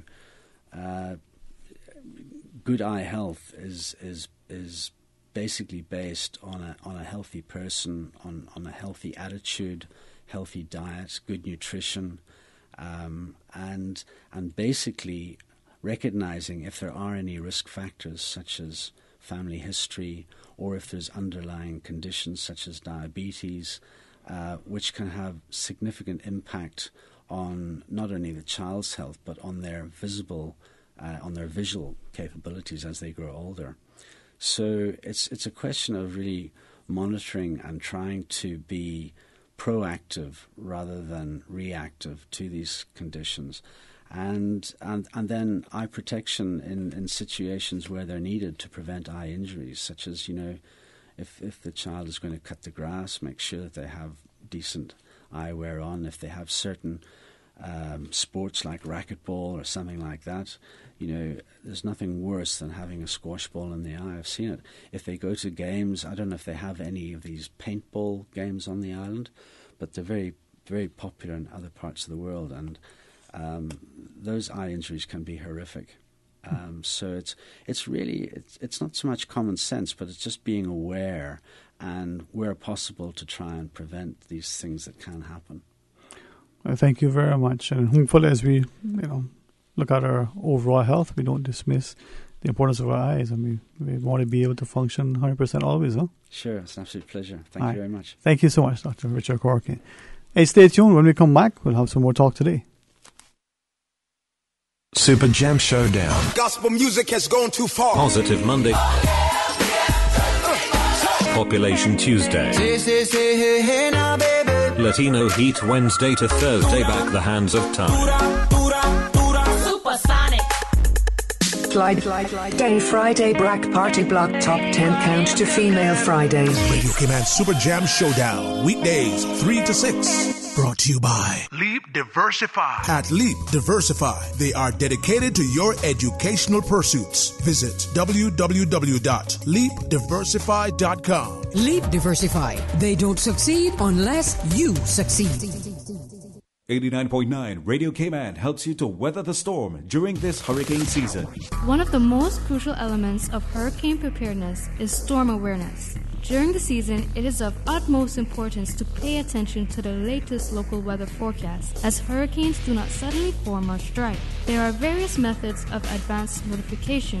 Utilizing such may be the difference between a favorable outcome and disaster. Both television and radio serve as excellent mediums with up-to-the-minute storm path information in the wake of a hurricane. Another method of tracking a hurricane may be only arm's length away. Your smartphone or tablet can be your most valuable tool before, during, and after a storm, providing countless numbers of apps with crucial hurricane information. Many apps allow you to track storms with moving radar and satellite imagery, plus offer alerts, current conditions, forecasts, advisories, and even video. This hurricane preparedness tip was brought to you by your community radio station, Radio Cayman, 89.9 FM. Don't forget to tune in every Monday through Friday for the 7 a.m. news, brought to you by Cayman National Bank, proudly serving the Cayman Islands since 1974. Visit Cayman National Bank today for all of your financial needs. We are Radio Cayman, and this is how we wake you up in the morning. Praise time on Radio Cayman. Sing your praise to the Lord. Come on, everybody, stand up and sing one more. Hallelujah, give your praise to the Lord. We are united in Jesus Christ. We are the soldiers of the land. Praise time. Weekday mornings from 6 until 6:30. There's a meeting up in heaven. Roll call. It's a name in the Lamb's Book of Life. Roll call, brother, sister. Roll call. If you don't stop shouting, if you don't stop dancing, we're going to put you out of our church. Praise time. Jesus in the morning, yeah. Weekday mornings from 6 until 6:30. Your song flowed through my lips. Your work moved through my hands. Your thoughts stay on my mind. Live in me. Sports Extra, keeping you informed. Competitive. And the fact that it's local. Premier local sports show on your radio. Tuesdays 7 to 8 p.m. on Radio Cayman. Highlights of local sports around the Cayman Islands. If you would love to have your association, federation, your club, coaches, athletes, or events featured on our show, please email sportsextracayman@gmail.com. That's sportsextracayman@gmail.com. Also, look for us on Facebook. Sounds good. Sports Extra, tonight following the information hour. Talk today. But I do have some questions. Talk today. Cayman Islands' foremost listeners participation program. Talk today. Because there are more questions than answers. What the public is saying. Waiting to take your calls right now. Sterling Dwayne Ebanks.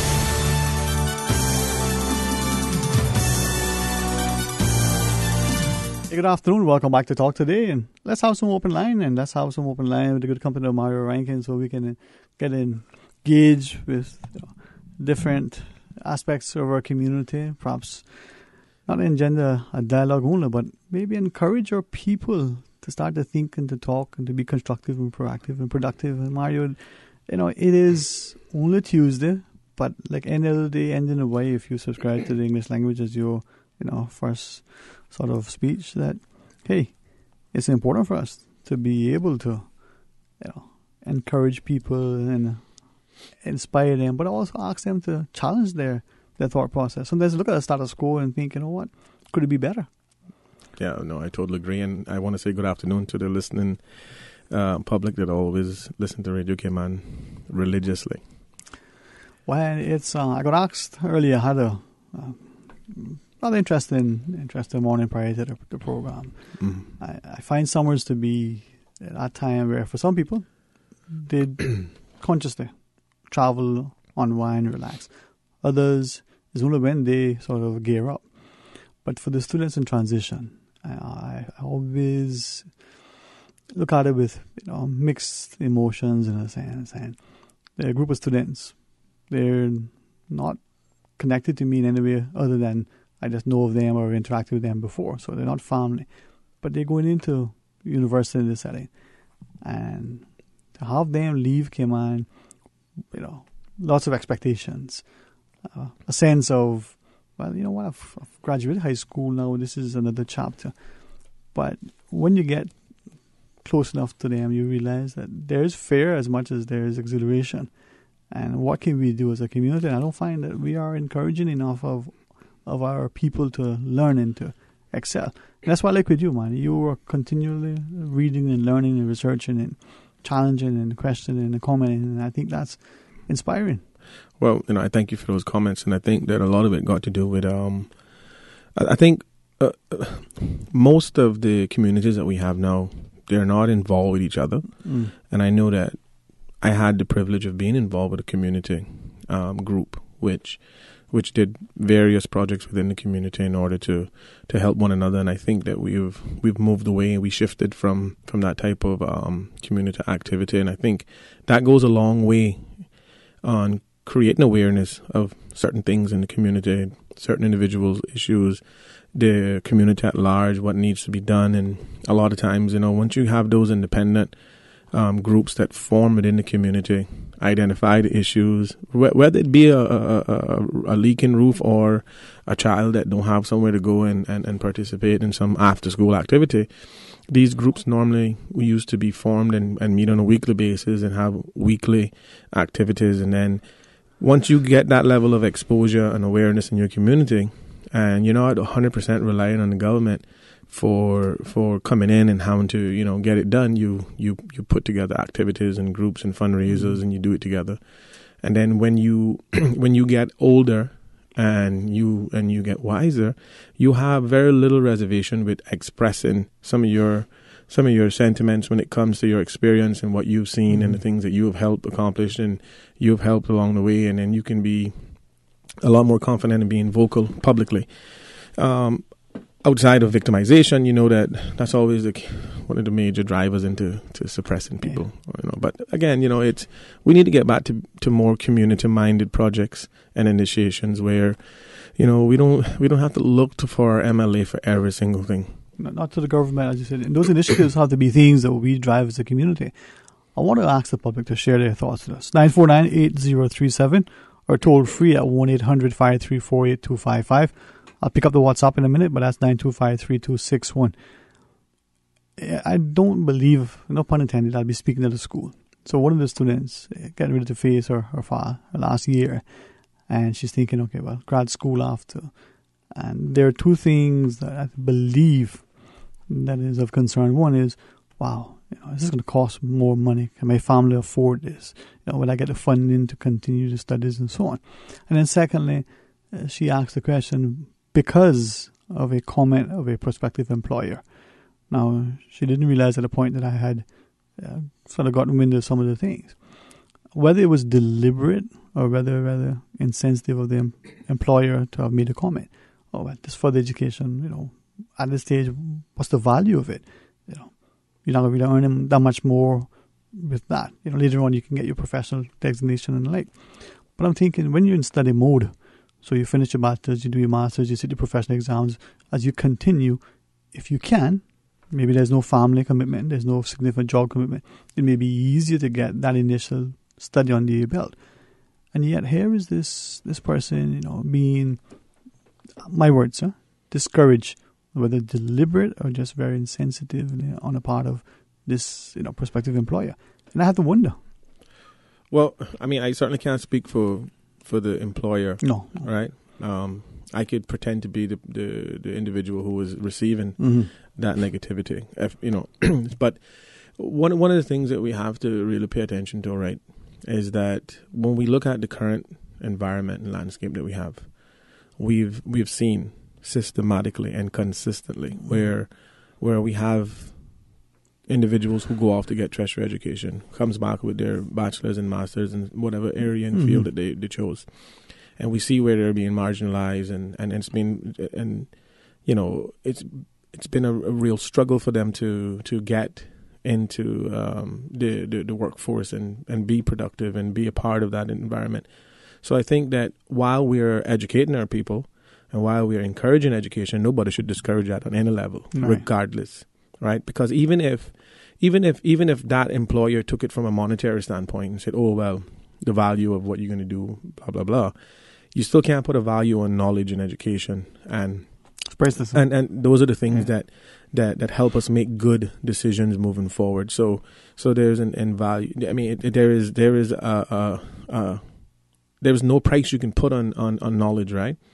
Now, from the other side of the token, and you look at it where, like right now, we have certain issues within our society that we want to collectively collaborate on in order to create and make a difference, such as the port. And if we have any mechanisms that is creating a hindrance for that level of unity and inclusion of everybody in order to make a difference, simply because we have not been able to be allowed to use those mechanisms in order to voice our opinion or be a part of the democratic process or be a part of the decision making of different projects or capital initiations that is going to affect not only the existing generation but generations to come. So education is an essential part, and no employer shouldn't be looking at the monetary value of a person's education on what type of job you're going to get and how much money they're going to make. It's what type of contribution they're going to make as an individual, as a person, and what impression they're going to leave behind for for the generation to come. So, as we embark on a lot of different issues as first-time issues, right? So if the Cayman Islands and its people were to unite right now and get behind a people-initiated referendum to have a voice in the decision of whether we should have a port or not, it would be the first of its kind. Yes, we had referendums, and yes, we've used it, but the difference with this one is that you don't have the government machinery behind it. You have an initiation that is merely by the people and the concerned people. So, just like if we were to say that we didn't want to educate our people because the system were broken and they're not going to come back and be productive, then we would be counterproductive, because we don't want to fix a system and then our people aren't prepared. So we need to make sure that they're prepared first and foremost, that they can participate and be productive, and then we have to simultaneously somehow, if we can get those visionaries to actually get off their hands and say, look, why are we encouraging education to the highest level, but yet we are doing very little to create an environment for them to participate and be productive in? And I think that it's important that where we have people fighting the charge for education, we have people fighting the charge for equality as well. Well, something that I maybe want to share with you. In a discussion, there are four in particular. So these are young Caymanians. I say young, not disparaging it. So they've gone through universities. They've got their businesses up and running. Some have young families, and they're looking down the road for, upward mobility on the career ladder, greater financial, economic success, and what have you. But one fellow said it's a challenge because in Cayman today, it may have been the same in his parents' or grandparents' day, but there's so much at stake. And it's almost as if we have all these things on the table, but not enough time to consider them. He gave us two examples. The port, whether it's cruise, cargo, what have you, and the dump. Two projects that are going to affect us for generations. Right. Two projects that financially, environmentally, there are these costs. But there's no public consideration. There's a political drive, and he said that, elected political as well as the other, political thing that goes on. But nobody's talking about what the real cost to the country is if you do or if you don't. Right. And there's no meaningful discussion. What are your thoughts? Well, I think, the dump and the port is very essential to the everyday life that we have in the Cayman Islands. One, the dump primarily dictates the quality of healthcare that we have here, because it's air quality and all those things, and proper disposal of waste. And the port, we import every single thing in this country, so it's important that we have those two devices working as best as they possibly can with the modern methodologies that is available. Yeah. So when we look at when we look at taking the port, for instance, and we want to go in, we want to build a cruise berthing facility, right, in order to accommodate more tourists. But that's essentially, if we were to boil it all down to the bone, the only reason we're building the only reason why anyone would build cruise berthing facilities, and they'll try to fix the Christmas tree up with all kind of ornaments and say, oh, well, it's for safety, it's for a better experience, and it's for all these things. Whereas those may be perks of a cruise berthing. The reality is that it's for that bottom line count in terms of how many extra passengers you can bring to our shores. Now, there's a lot of variation as to why we can have a discussion, why we don't need a port, and why we shouldn't be gearing our tourism product towards cruise tourism. I think that Cayman has always been considered as the gem of the Caribbean, and we are no stranger to being ranked as some of the top beaches in the world and dive sites and whatnot. And I can assure you that when you look at the consumption of our tourism product from a high-end standpoint, it's not coming from cruise berthing. You understand? A person doesn't come here to get on a plane to go Little Cayman to dive at Bloody Bay on a cruise ship. They don't. They fly in here on a plane. They rent a hotel. They go hop over at the island hop and they do these things. That's how they consume our tourism product. So if we're saying that we want to take and spend $500 million of the country's resources to go and gear up our tourism product towards a product that is not the high end and that benefits the country most and with the least amount of impact on our environment, then we're going in the wrong direction. And there are many arguments that we can have in regards to that, but then we look at the aspect of the trade-off between numbers and infrastructure and the other qualities of services that we provide in that sector.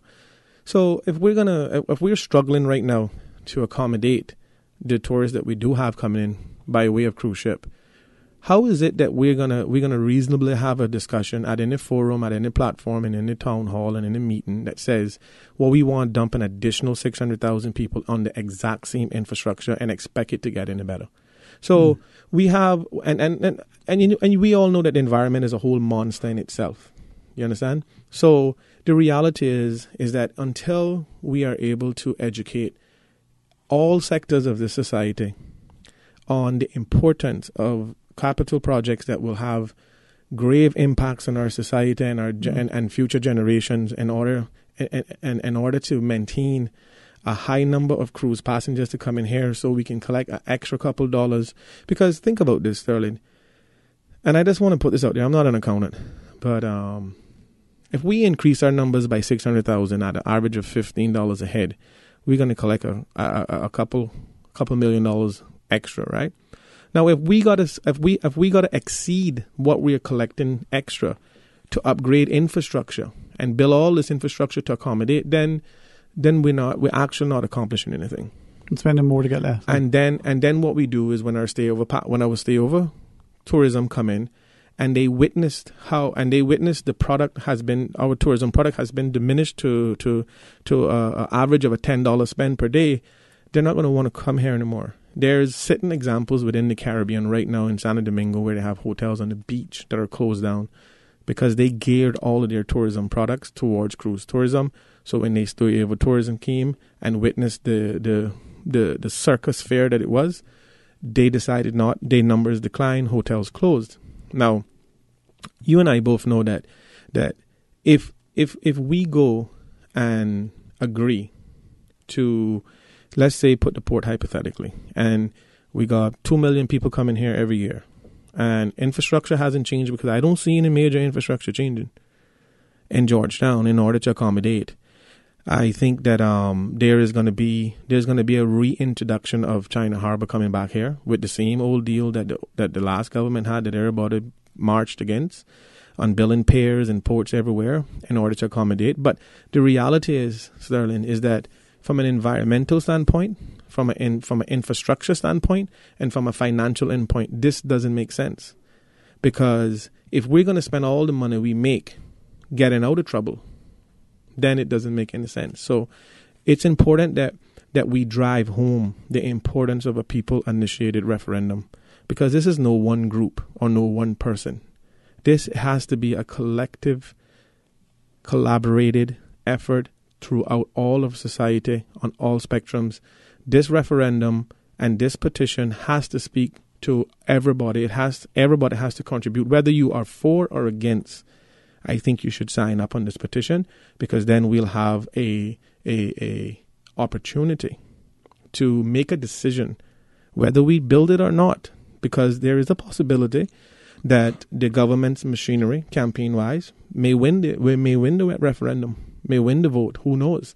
Or it may be it gives the people opportunity to go out and express how they feel, and without any fear of victimization.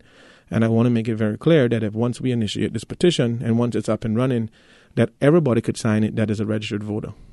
When is it expected that this petition, call for this referendum, will be circulating? Yeah. Well, hopefully this week we're meeting with the lawyers, and hopefully within the short coming weeks that we'll have it in circulation with all the literature packages and the pamphlets and whatnot. We're working, all organizations are working together in order to make this happen. Save Cayman has done tremendous amount of work over the years on creating awareness. I urge anybody to go to their page and see some of the stuff that they have up there. And I don't want people to get the impression that it's something where we're telling you that you have to do this because this will happen. The reality is that I urge everybody to go out and read all information that is relevant to this project and be a part of it, get involved. So that way, whether we don't have it, whether we don't build it, or if we do build it, nobody can't say that we didn't participate. Mm-hmm. I want to share with you the young fellow I was referencing. I said young, because I think myself young as well. He was sharing that for the country to advance, infrastructure is important. But if you were to build, for instance, a port, whether it's an airport or a port, you're bringing more pressure on your infrastructure. And to him, of all the projects that are perhaps the most pressing, addressing the dump is key, because with the increased tourists, I think he used a different word, but as they come, whether by cruise or otherwise, they're generating more garbage. There's a greater demand on the environment, on infrastructure. The waste that they created, more going into the dump. 100% so we need correct. to be able. So he said that needs to be a priority. His concern, he said, was that because we have all these things happening and they're all important, if we tackle them all the time, he was concerned two things. One, could we afford it? And secondly, not just financially can we afford it, but do we have sufficient time to be able to dedicate to properly evaluate and analyze, is this the best option in this way, in that way? Right. So we end up with something that works. But if we were able to devote our resources, it could work better. And I totally 100% agree with that individual. And one thing we have to be very careful of is that, you see, when we prioritize capital projects in our country, it has to have merit based on whatever studies has been done. The dump, for instance, I don't know how many more studies they need to do, because they have several that say that it's a health issue, right? And to that individual's point, why is it that we always wait till it get to a point where it has to be done yesterday, and it's going to cost 10 times more than it would cost if we'd done it 20 years ago, and then we play the card, it's important to do, but we don't have the finances, so we have to bring in a private partner. So we then turn around and we give it to somebody in the private sector. They benefit from it. And the thing that the country do benefit from it is having the issue taken care of. Now, when we look at the importance of the environment, and meaning the dump, you telling me, Sterling, I've been to Alaska for several weeks, and it was at the very last day that I was leaving, and I was there on a course where I was doing for renewable energies and landfill and waste. It was the very last day that I was leaving that I knew that I was living for 4 weeks in a landfill. They had supermarkets, they had Walmarts, they had everything that you'd see in a normal city was on this site. But you know what the difference was? Is that they had processing centers. And here's a town of Anchorage, Alaska with 90,000 people. We got 50 to 60. And every bit of their waste was sorted and recycled and disposed of properly. So they didn't have a landfill. They didn't have a dump site. They didn't have any of that. Everything went into big warehouses. All the dump trucks would go around the neighborhoods, pick up their own specific bins. They would go to the specific warehouse and they would be processed and disposed of environmentally friendly. And that's how it was done. That's the law. And I always said, and I tried to implement something very similar here back in 2010, 11, obviously, because they killed the messenger and didn't read the message.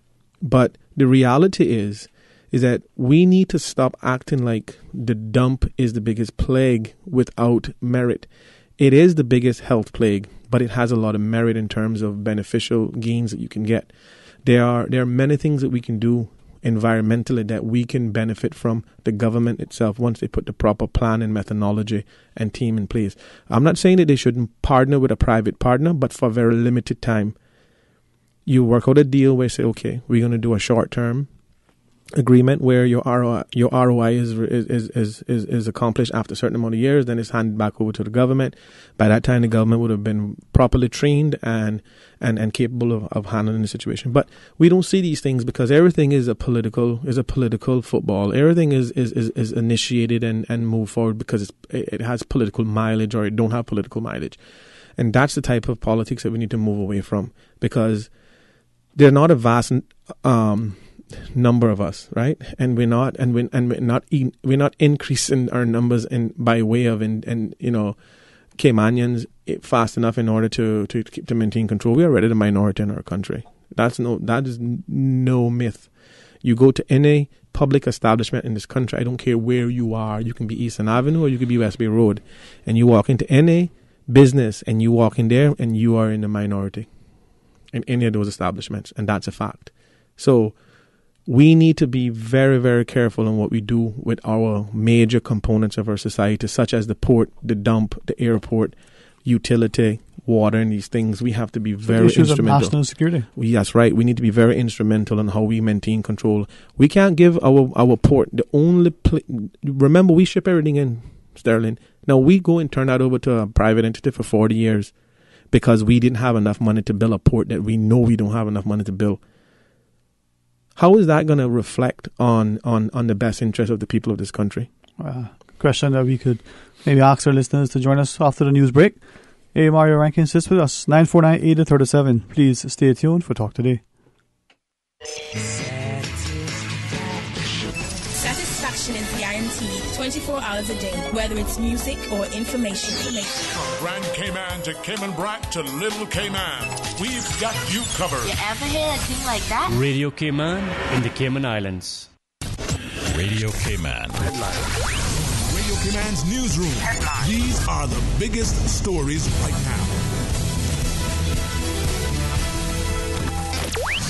The Department of Environment recovers a fish aggregation device found off the coast of Grand Cayman on Friday. According to officials, it's the device known as FADS, used by fishermen to lure oceanic species. It's the second FAD of its kind found this summer. The cable extended over 80 feet and had snagged on the bottom.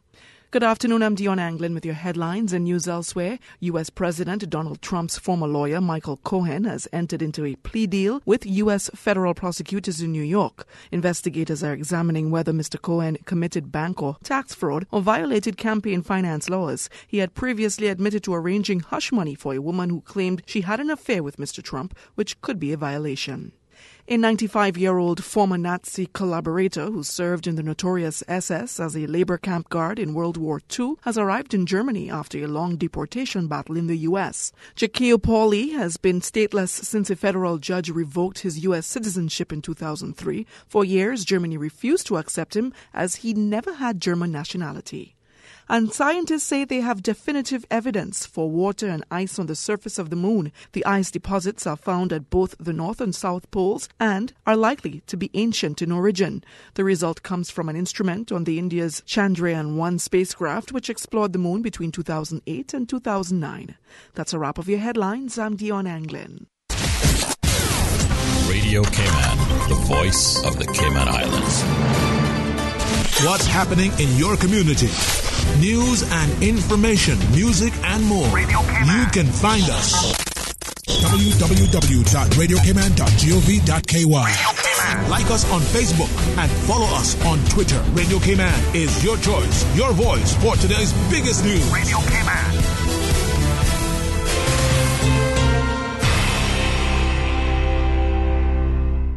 Talk today.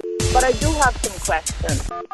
Talk today. Cayman Islands' foremost listeners' participation program. Talk today. Because there are more questions than answers. What the public is saying. Waiting to take your calls right now. Sterling Dwayne Ebanks.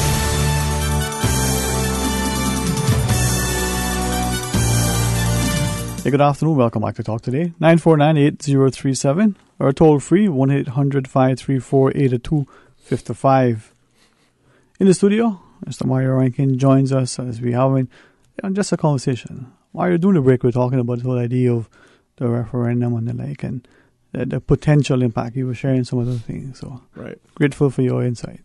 Well, I just think it's important that we create that level of awareness so people have a better understanding as to what this project will entail and the effects and the pros and cons and I know that there's a lot of environmental concerns which is rightfully placed. So, but there are other things in it that needs to be talked about, and there are other variations that I think a lot of people are not realizing, because all we really focused on is our place in the cruise tourism sector. Oh well, we're gonna lose, because the last time I heard any public push from the government was that we, in order to maintain certain level of competition, we have to have these cruise ports because other ports have them and all these other things. And you see, what they fail to realize is that it's the things that we don't have that makes us unique to other destinations. It's not the things that we have that are similar to them. And those are the things that we need to emphasize and look at more than trying to be like every other jurisdiction in the Caribbean. If I can ask you, all right, I was reflecting on what the small, like I said, the four people I talked to earlier, reference on what the guy had shared. And I want to be careful how I say this, because the fellow went to great length to say, people unfortunately are dismissive of Caymanians. If you have a level of education, they think, oh, you know it all. If you don't have the level of education, they say, I don't want to hear from you because you don't know anything. You're uneducated, right? But he says that here is just the port and the dump, but just the port. There's so much that is confusing. What is it we're doing? Where's the information that we can look at? He's shared with me, he says, in his job, he is required to get information, to go through it, look at it, and be able to make a decision. This is what is before us, and this is the course of action to take. But he has information. Not always all information, not always the right decision, but it's the best decision with what you have available. Right. If you're not provided with information, there are consequences to it. But he says in this instance, and to date, there's not enough. Even though there's a lot of there, it seems to be, you're not privy to that. No, we're not going to share that. He gave us an example. I don't think I'm talking out of school. He said he had a conversation. He said, no, more like an argument with one of the sort of the political charged and involved individuals concerning the airport. Right. Allegedly, there's a cost overrun. It could be as much as 100 million, but you don't know. But the fact that it was said, well, we're not going to tell you how much it is until at some point. January. But that's foolishness. He can't do that with his clients. He has to account for the money that he has. He has to account for the work he does. And yet we accept it. Why? Well, I think it's because we've allowed the mechanisms and the system that is in place, such as the government and all of their branches. Mm-hmm. We've allowed them to operate with very little, or in some cases with no accountability. And I think that when we have a close look at the Constitution again in order to make some changes, that there are a lot of things in there in which we need to tweak and we need to put in order to have accountability, being at the forefront, transparency. I don't want to know when the government changing the doors on a government building. I don't want to know when they're fixing the roof, right? When I say that, is that that's small in comparison to when you're going to build a cruise berthing facility, or when you're going to award an RFP tender contract to an individual who's going to take over a dump. Those things we need to know, because those are the things that are going to affect all of us collectively. So it's important that we identify those issues, like he shared. Now he wants to know why we can't find out till January what the cost overrun is going to be, because the system have allowed them to tell us that we don't need to know until then. In fact, they may come out at the very end and say it's in the best interest of the Cayman Islands for the public not to know, and we move forward. What do we do then? I reflected on what he was sharing, and he said that It seems that either... I mean, we remember tempura, right? Yeah. To this day, we still don't know what it caused, and we still don't know what the details are. But we don't seem to know why we don't know. Exactly. So, yeah. Again, it's important we raise these issues, we raise these questions, not from a troublemaking Caymanian standpoint like myself, is what they try to label me, or a know-it-all, or a wannabe politician, all the other names. It's okay. I'm not here campaigning. I'm not here running for politics. I probably never run for politics again. It all depends. You understand? I can't tell you what 20 years down the road may bring. But at the end of the day, it's important that if nothing changes and everything remains the same, you have to have individuals who are like-minded be able to voice opinions publicly in order to create this dialogue. Let me take a chance, and I don't think I'll betray the fellow's confidence. I mean, I don't believe he's... Your point about politics, referencing his conversation, he said more like an argument with this politically charged individual. Be specific in that term, right? In relation to the airport, and he said it ended up being an argument because he was just trying to say to this person whom he thought was a friend, hey, you're spending public funds, or public funds is being expended. We just want to know where we are with it, and so on. It's about accountability, it's about prudence and fiscal responsibility and all these things that we talk about. And then he shared that, he was accused, you've got political aspirations. Said, Lord. Why? It's only a couple of us here, and we're in this setting where we're all invited. But is that a problem that someone says something that seems to be counter to the status quo or to the mindset of the audience, you must be, politically... Well, it's a very common place to go for deflection of the issue. Deflection, okay. And politics being the scapegoat. I mean, it's one of the most understandable scapegoats you can use. Oh, well, you're politically driven, or you're politically exposed, or you this or you that. And it's unfortunate, but you know what? Almost every single thing that we talk about in this country that fundamentally affects the ability or takes away from the ability, it's politically driven. Because I don't see any private companies out there saying we building a cruise berthing. I don't see any private company out there saying we building an airport. Meaning that they didn't go in and say, hey, push aside all the government's wants and needs. We building this airport regardless if I want it or you got to pay me back X amount. We don't see that. We see the government engaging into RFPs who are calling for companies to come and bid to build these projects. And then when the public says, okay, we may see the need for the extension of the airport, and we want to know what the scope of the project is. We want to know whether or not we're getting value for money. We want to know whether or not what you're doing makes sense. We can't be spending near $100 million to renovate and reconstruct the airport if it's not a 50 to 100 year plan. He says to me that he understands that in 10 years it's going to be obsolete. Yeah. Well, we don't have jetways, number one. Okay, so no jetways to the aircraft. So we already taken 10 steps backward before we even attempted to take the first forward step. Okay, number two, I don't know why in the world we don't have a 2-story airport. Okay, we got a bunch of half moon metal brackets out there. Now I don't know what the future design is for those arches, whether or not it will be able to house waiting passengers or whatever the case is. If it's a lounge, I don't know, because they haven't shared that information. The reality is that I haven't seen anything that is being done there right now that indicates that it's something that you could plug and play like a module where we can adapt and go along. I mean, the first thing they should have built was jetways. That should have been one of the first designs in there. And then the beautification after, and all of the upgrades and whatnot. So I don't. Yeah, not to change it. I gotta be careful that I don't betray inadvertently not just his confidence, but his identity. But you're speaking of the airport. Just to your knowledge, someone asked me, and I didn't inquire. I don't know the answer. Is there any scope for, to your knowledge, the use of solar panels and the like to help to generate electricity for the airport? Because the roof, the design seems to be able to accommodate that, or presumably, but do you know if that's part of this? I would almost 100% say yeah, and I'll tell you why. Because a few years ago, or maybe last year I should say, there was something that came about that I was aware of, where they were looking for solar companies to put in bids as to make put a presentation in place in order to present to CIAE in terms of putting solar on the airport. So I would have to confidently say that the CIAE has to be thinking more along the lines of utilizing the flat roof areas down the road sometimes.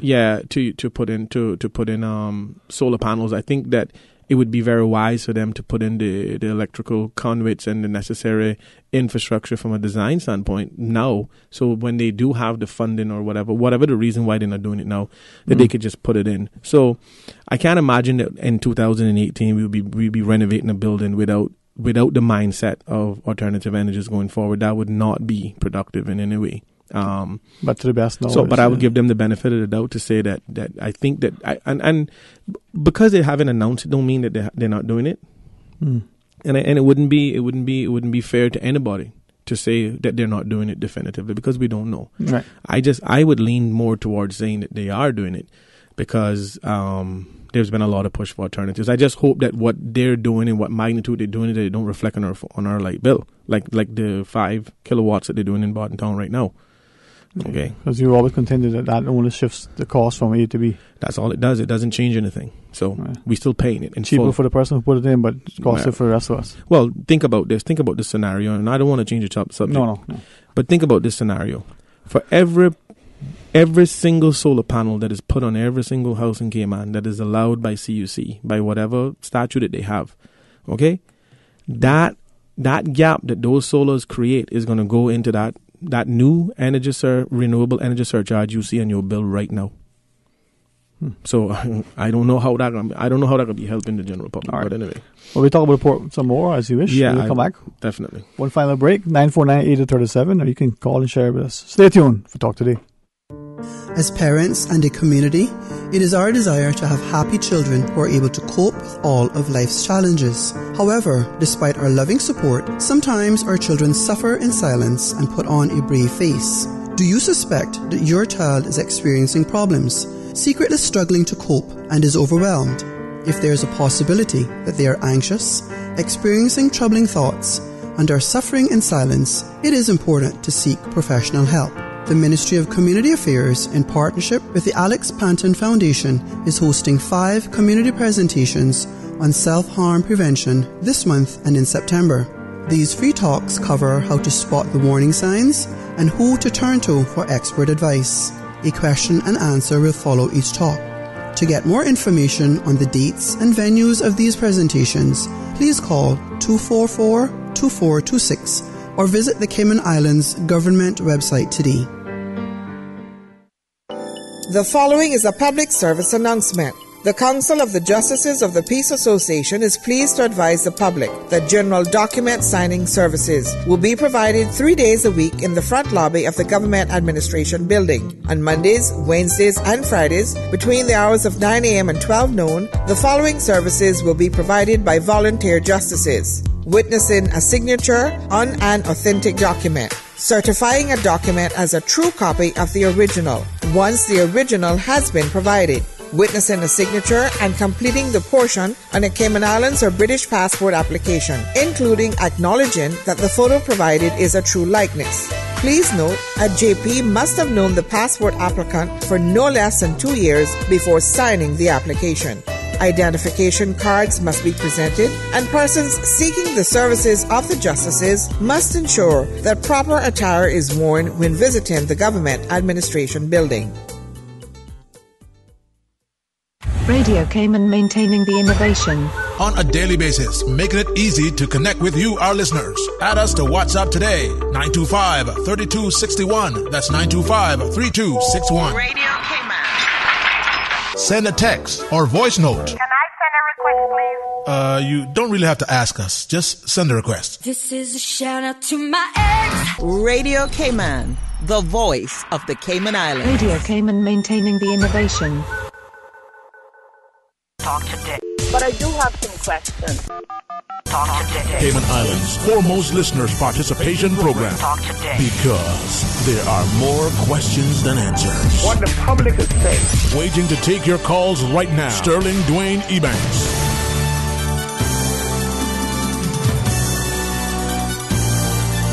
Hey, good afternoon. Welcome back to Talk Today. 949-8037 or 1-800-534-8255. Or you can WhatsApp 925-3261. Glad to the company of Mario Rankin. And quick little comment someone there shared with me. I was trying to think how to, I can't read it how it's sent, but basically it says, in Cayman, talk. Politicians talk, go to church, let's talk. The minute someone says, okay, let's do something, they either looked at, so I responded to the guy and I said, well, what do we do and how do we do it, right? He still type in. But if it's, first off, you got to figure out what you're going to talk about and you're going to talk about it so that you can decide what to do. Wow. But what do we do? You're talking about, the country is gearing towards a people initiative referendum. Right. In a couple of weeks, there'll be a petition where all can say, yeah, we want a referendum because we want to see. Right. All right, talk to me.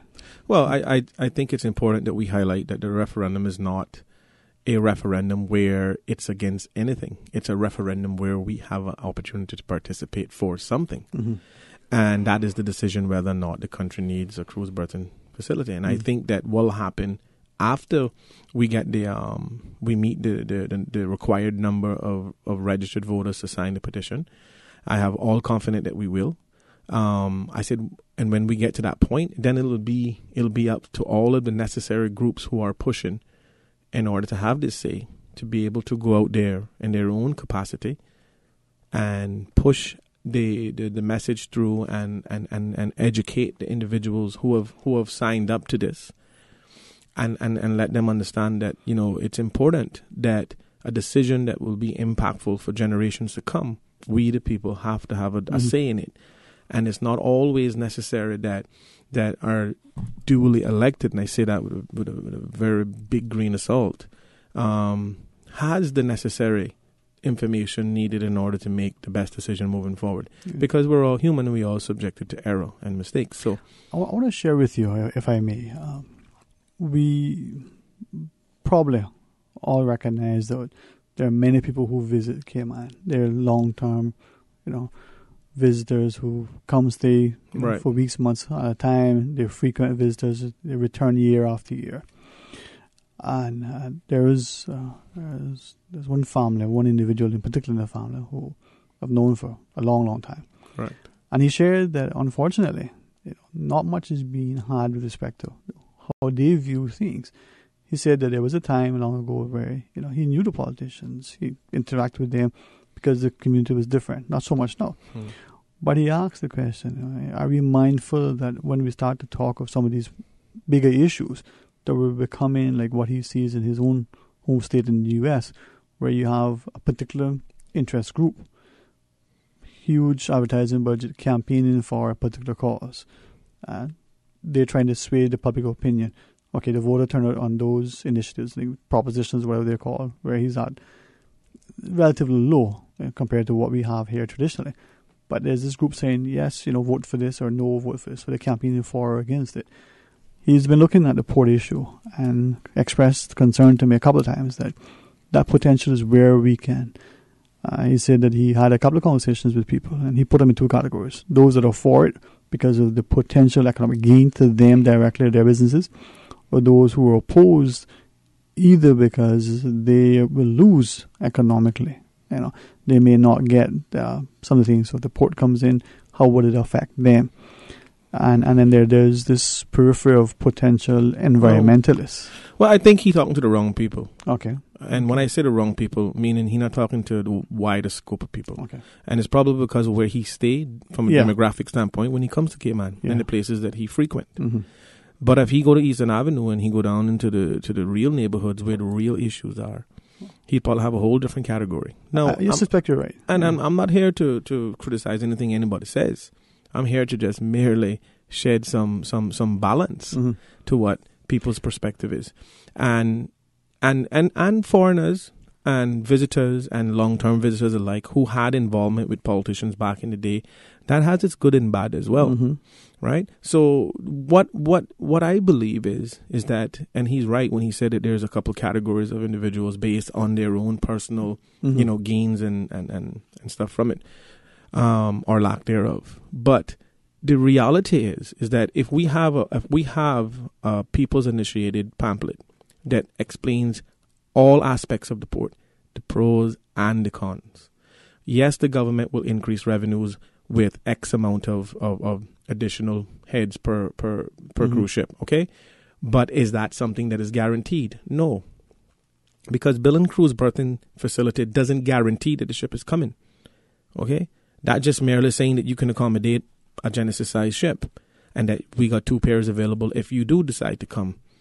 We've been put under the guise that, oh, well, the only reason why they don't frequent now is because we don't have this port, and that if we get this port, it puts us in a more competitive position. And I don't believe that. And I have reason, and I have proof why I don't. I have literature that I will share with people when we start this campaign that proves that, okay? Because we've had Genesis-sized ships here before. We didn't have cruise pairs. We tendered those people. And if there are other ornament on the tree or the other emblem that they want to parade around and say, oh, well, we need to fix the backup on the port and all these other things. These things are going to still exist, because where are you gonna when you got your cruise berthing out there and you got those pairs filled and the other ships who call to our port who are on anchorage, who are tendering. So you think now that the mega ships are going to give preference to those individuals who are tendering to walk down that pair and board those tenders or those to get onto their ship as opposed to their passengers? And especially when they have a little bit of meat in the game in terms of financial backing to help build this port, those individuals who are now currently standing up in the hot sun in Hawkesbury Bay at the South and North Terminal to tender on their boat to get to their ship will still exist. Now, we have to be very, very, transparent about this situation. And I think that once the campaign for this, once the referendum is initiated, because the first hurdle is to get the right amount, 5,200 and some odd registered voters to sign in favor of a people's initiated referendum in order to engage into a vote, to take it to a vote. And once we take it to a vote, we also need those individuals now to come out and vote, state their position, whether you are for or against. No, with that, I mean, and it's our job to create that level of education to give that person the best possible, knowledge that they need to go out to make the best decision that they think they can based on information that is given. So then, from the safeguard perspective, that's what you were trying to do: put the pros and the cons, settle it there, and get the people to make a decision. Because then it'll force the government. It will force the government to tell us the entire scope of the project, because it's going to be their duty to try to convince people why we need the port. And in order to do that, you have to reveal all of what you have in plans and what benefits they claim that it's supposed to give us. So the process then would be that you have this petition, granting signatures, asking for a referendum. Correct. Then it goes to the Legislative Assembly for the motion, and then hopefully a referendum would be prepared. We'll have a day to go to the polls as registered voters to say yes or no. Correct. Maybe one question, do you favor the port, yes or no, or what have you. However, that's generated at that point. Right. That would be the legislators who would probably word it, from what I gather. Well, it definitely has to be worded in a very neutral fashion. Otherwise, we're going to have lawyers on top of this thing. And whatever they word, we need to have the people who have engaged this need to be in agreement with that, because it's not going to be like the last time we had a vote on the Constitution, where they had you vote for an election and exit through a booth where the Constitution was. And then they had the example marked yes. So that's not going to fly with this. Yeah, that was interesting as we look at it in hindsight. A number of people probably got caught out, not understanding exactly. Of course it did, and it was a very strategic. It was a very strategic plot by the government, and they were successful. End of story. That's in the past. We need to talk about what's happening in the upcoming near future, and that is them trying to sell the general public on the idea that a cruise berthing port is in the best interest of our tourism product, the people of the Cayman Islands, and our environment. And that in itself are the talking points that we need to be on when we engage this referendum. So, what is your take on this? And maybe I'll share with you just what I gauge as I go about asking people, or people sharing their view. One, do you think people are sufficiently concerned about whether we're going to have a port or not have a port, or is it like anything else? You know what? it doesn't really matter. Do you think people are Well, engaged? the beauty of it is that we do have that very diverse cross section of people. You have some people who don't care about whether we have a port or not. I've spoken to people who are like, I don't care. Really, I'm not in that sector, so it don't bother me. I don't go diving, so the environment don't bother me. I've had but when I sit them down and I say, okay, all right, I respect that. I respect that you don't have a true position on it based on what you just said. But what about this? Or do you think that this makes sense? And don't you have kids? And who you think will be paying for this? And when you drive through town the next time and you can't get through for 10 hours because we got 25,000 people on our shores and we didn't do any upgrades to our infrastructure, or we didn't think about how we were going to accommodate them plus the locals. I said, what do you think about that? And then that's when he said, oh, well, you think that would happen? I said, well, here's the harsh reality of it. If our current infrastructure remains the same and we increase the numbers, I said it's only logical for the congestion in Georgetown to get worse. It's only logical for the existing issues to be the same or worse. I said, and who managed the extra money that comes in off of these cruise passengers? Tell me who manages that. The same government and the private company who they're going to go in business with. So when you drive down the road and got to bob and weave through a pothole, or because they didn't cut down the side of the road properly, and you end up whatever public service that is being done by those dollars are not being attended to adequately, who are you gonna blame? And that's the reality. Listen, it's very simple, Sterling. You know, it's not rocket science. It's very, very simple. We have a very small amount of people in this island to take care of. We have the instruments and the methodology to do so, but somehow we have seen where we have systematically over the years has gated out and put up guards to keep out the average Caymanian. That called the guy on the WhatsApp earlier when he said we just talk. Well, let me explain something to you about talk. Talk yield results. When you say it enough, people tend to listen. You think that the Honorable Moses Kokorno would have issued a statement about the port and the inconsistencies that the media reported had there hadn't been a discussion on the radio and a public outcry? So thank God we talked. Right. Well, speaking of talking, we're done. Ms. Susan she's agreed to pop through a call or two or 24. That'd be nice. All right, we'll take the calls. Hey, good afternoon, welcome. Thank you for calling. Hello, good afternoon. Good afternoon, my friend. How are you? All good. Yeah, I thought I'd speak French for a minute. Yeah, 1 minute. All right. Yeah. First of all, let me say, is when we talking, it's hope that we talking all the same thing. You understand? We talking at the same level, you know, same loudness. Where everybody can hear us speaking, you know. Second, let me tell you, behind every preacher, there's a past, not true? And in front of every sinner, there's a future, not true? True. All right. So let me just tell you this. You see out here in Cayman, we got something what people like to call beauty marks, you know, or what we refer to as moles, cancer cells. Okay, they out here, they preaching one thing, and all of a sudden, they ready to back, you know, something totally opposite from what they were preaching. All right, man. But listen, appreciate that. In the interest of time, we got one final call. We'll take that. Enjoy your afternoon. Hey, good afternoon. Welcome. You're on Talk Today. Good afternoon. Good afternoon. Good. Yeah, Mr. Mario. Yes, ma'am. Good, pretty good. And you? Good. I'm fine. I live in the Cayman. You know that we have always had one road straight from West Bay into Georgetown from day one, right? Correct. Now we got two now, and we got two overpass. Do you see anything in the future where they're going to build another road for emergency? And you know what I mean when I say emergency. I don't have to add no more. I'm not talking about no fire trucks and no ambulance. You can answer something on that for me, please. Thank you. All right. Enjoy your afternoon. Where would they put it? Well, I would just say very quickly, in the sake of time, it's a very valid question because if there is a national or disaster, hurricane, earthquake, whatever, God forbid, and those tunnels are compromised and we have to get people from West Bay to Georgetown for medical or evac or whatever the case is, it would create a challenge. So I think it's a very valid concern, and I think that it's something that needs to be talked about, obviously. And I just want to make one small comment for the last caller.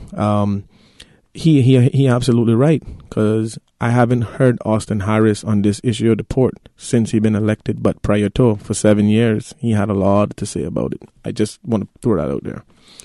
Thank you for listening to us. Thanks, Mr. Rankin, for joining our discussion this afternoon. And as you shared, it's time for the public to become informed and involved and be able to do what's in the best interest of our country.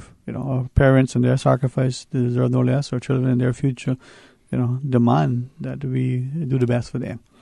Thanks to Miss Susan.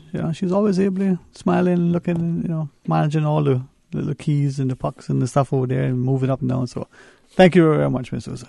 Hey, to our listeners, come back tomorrow for more Talk Today right after the midday news and midday meditation. But join, for the record in the morning. Be a part of, all the good things. Have a wonderful, safe, blessed, and productive afternoon. God bless.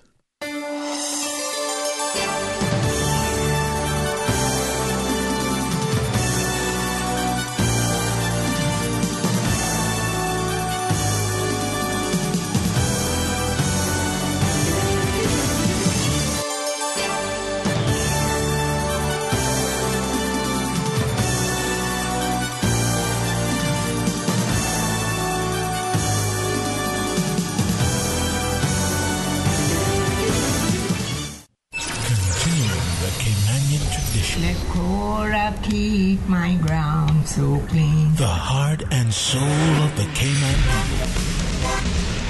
Thank you for keeping the culture alive. Let's read the news every day. From East End to Georgetown, down into West Bay. Radio Cayman in the Cayman Islands.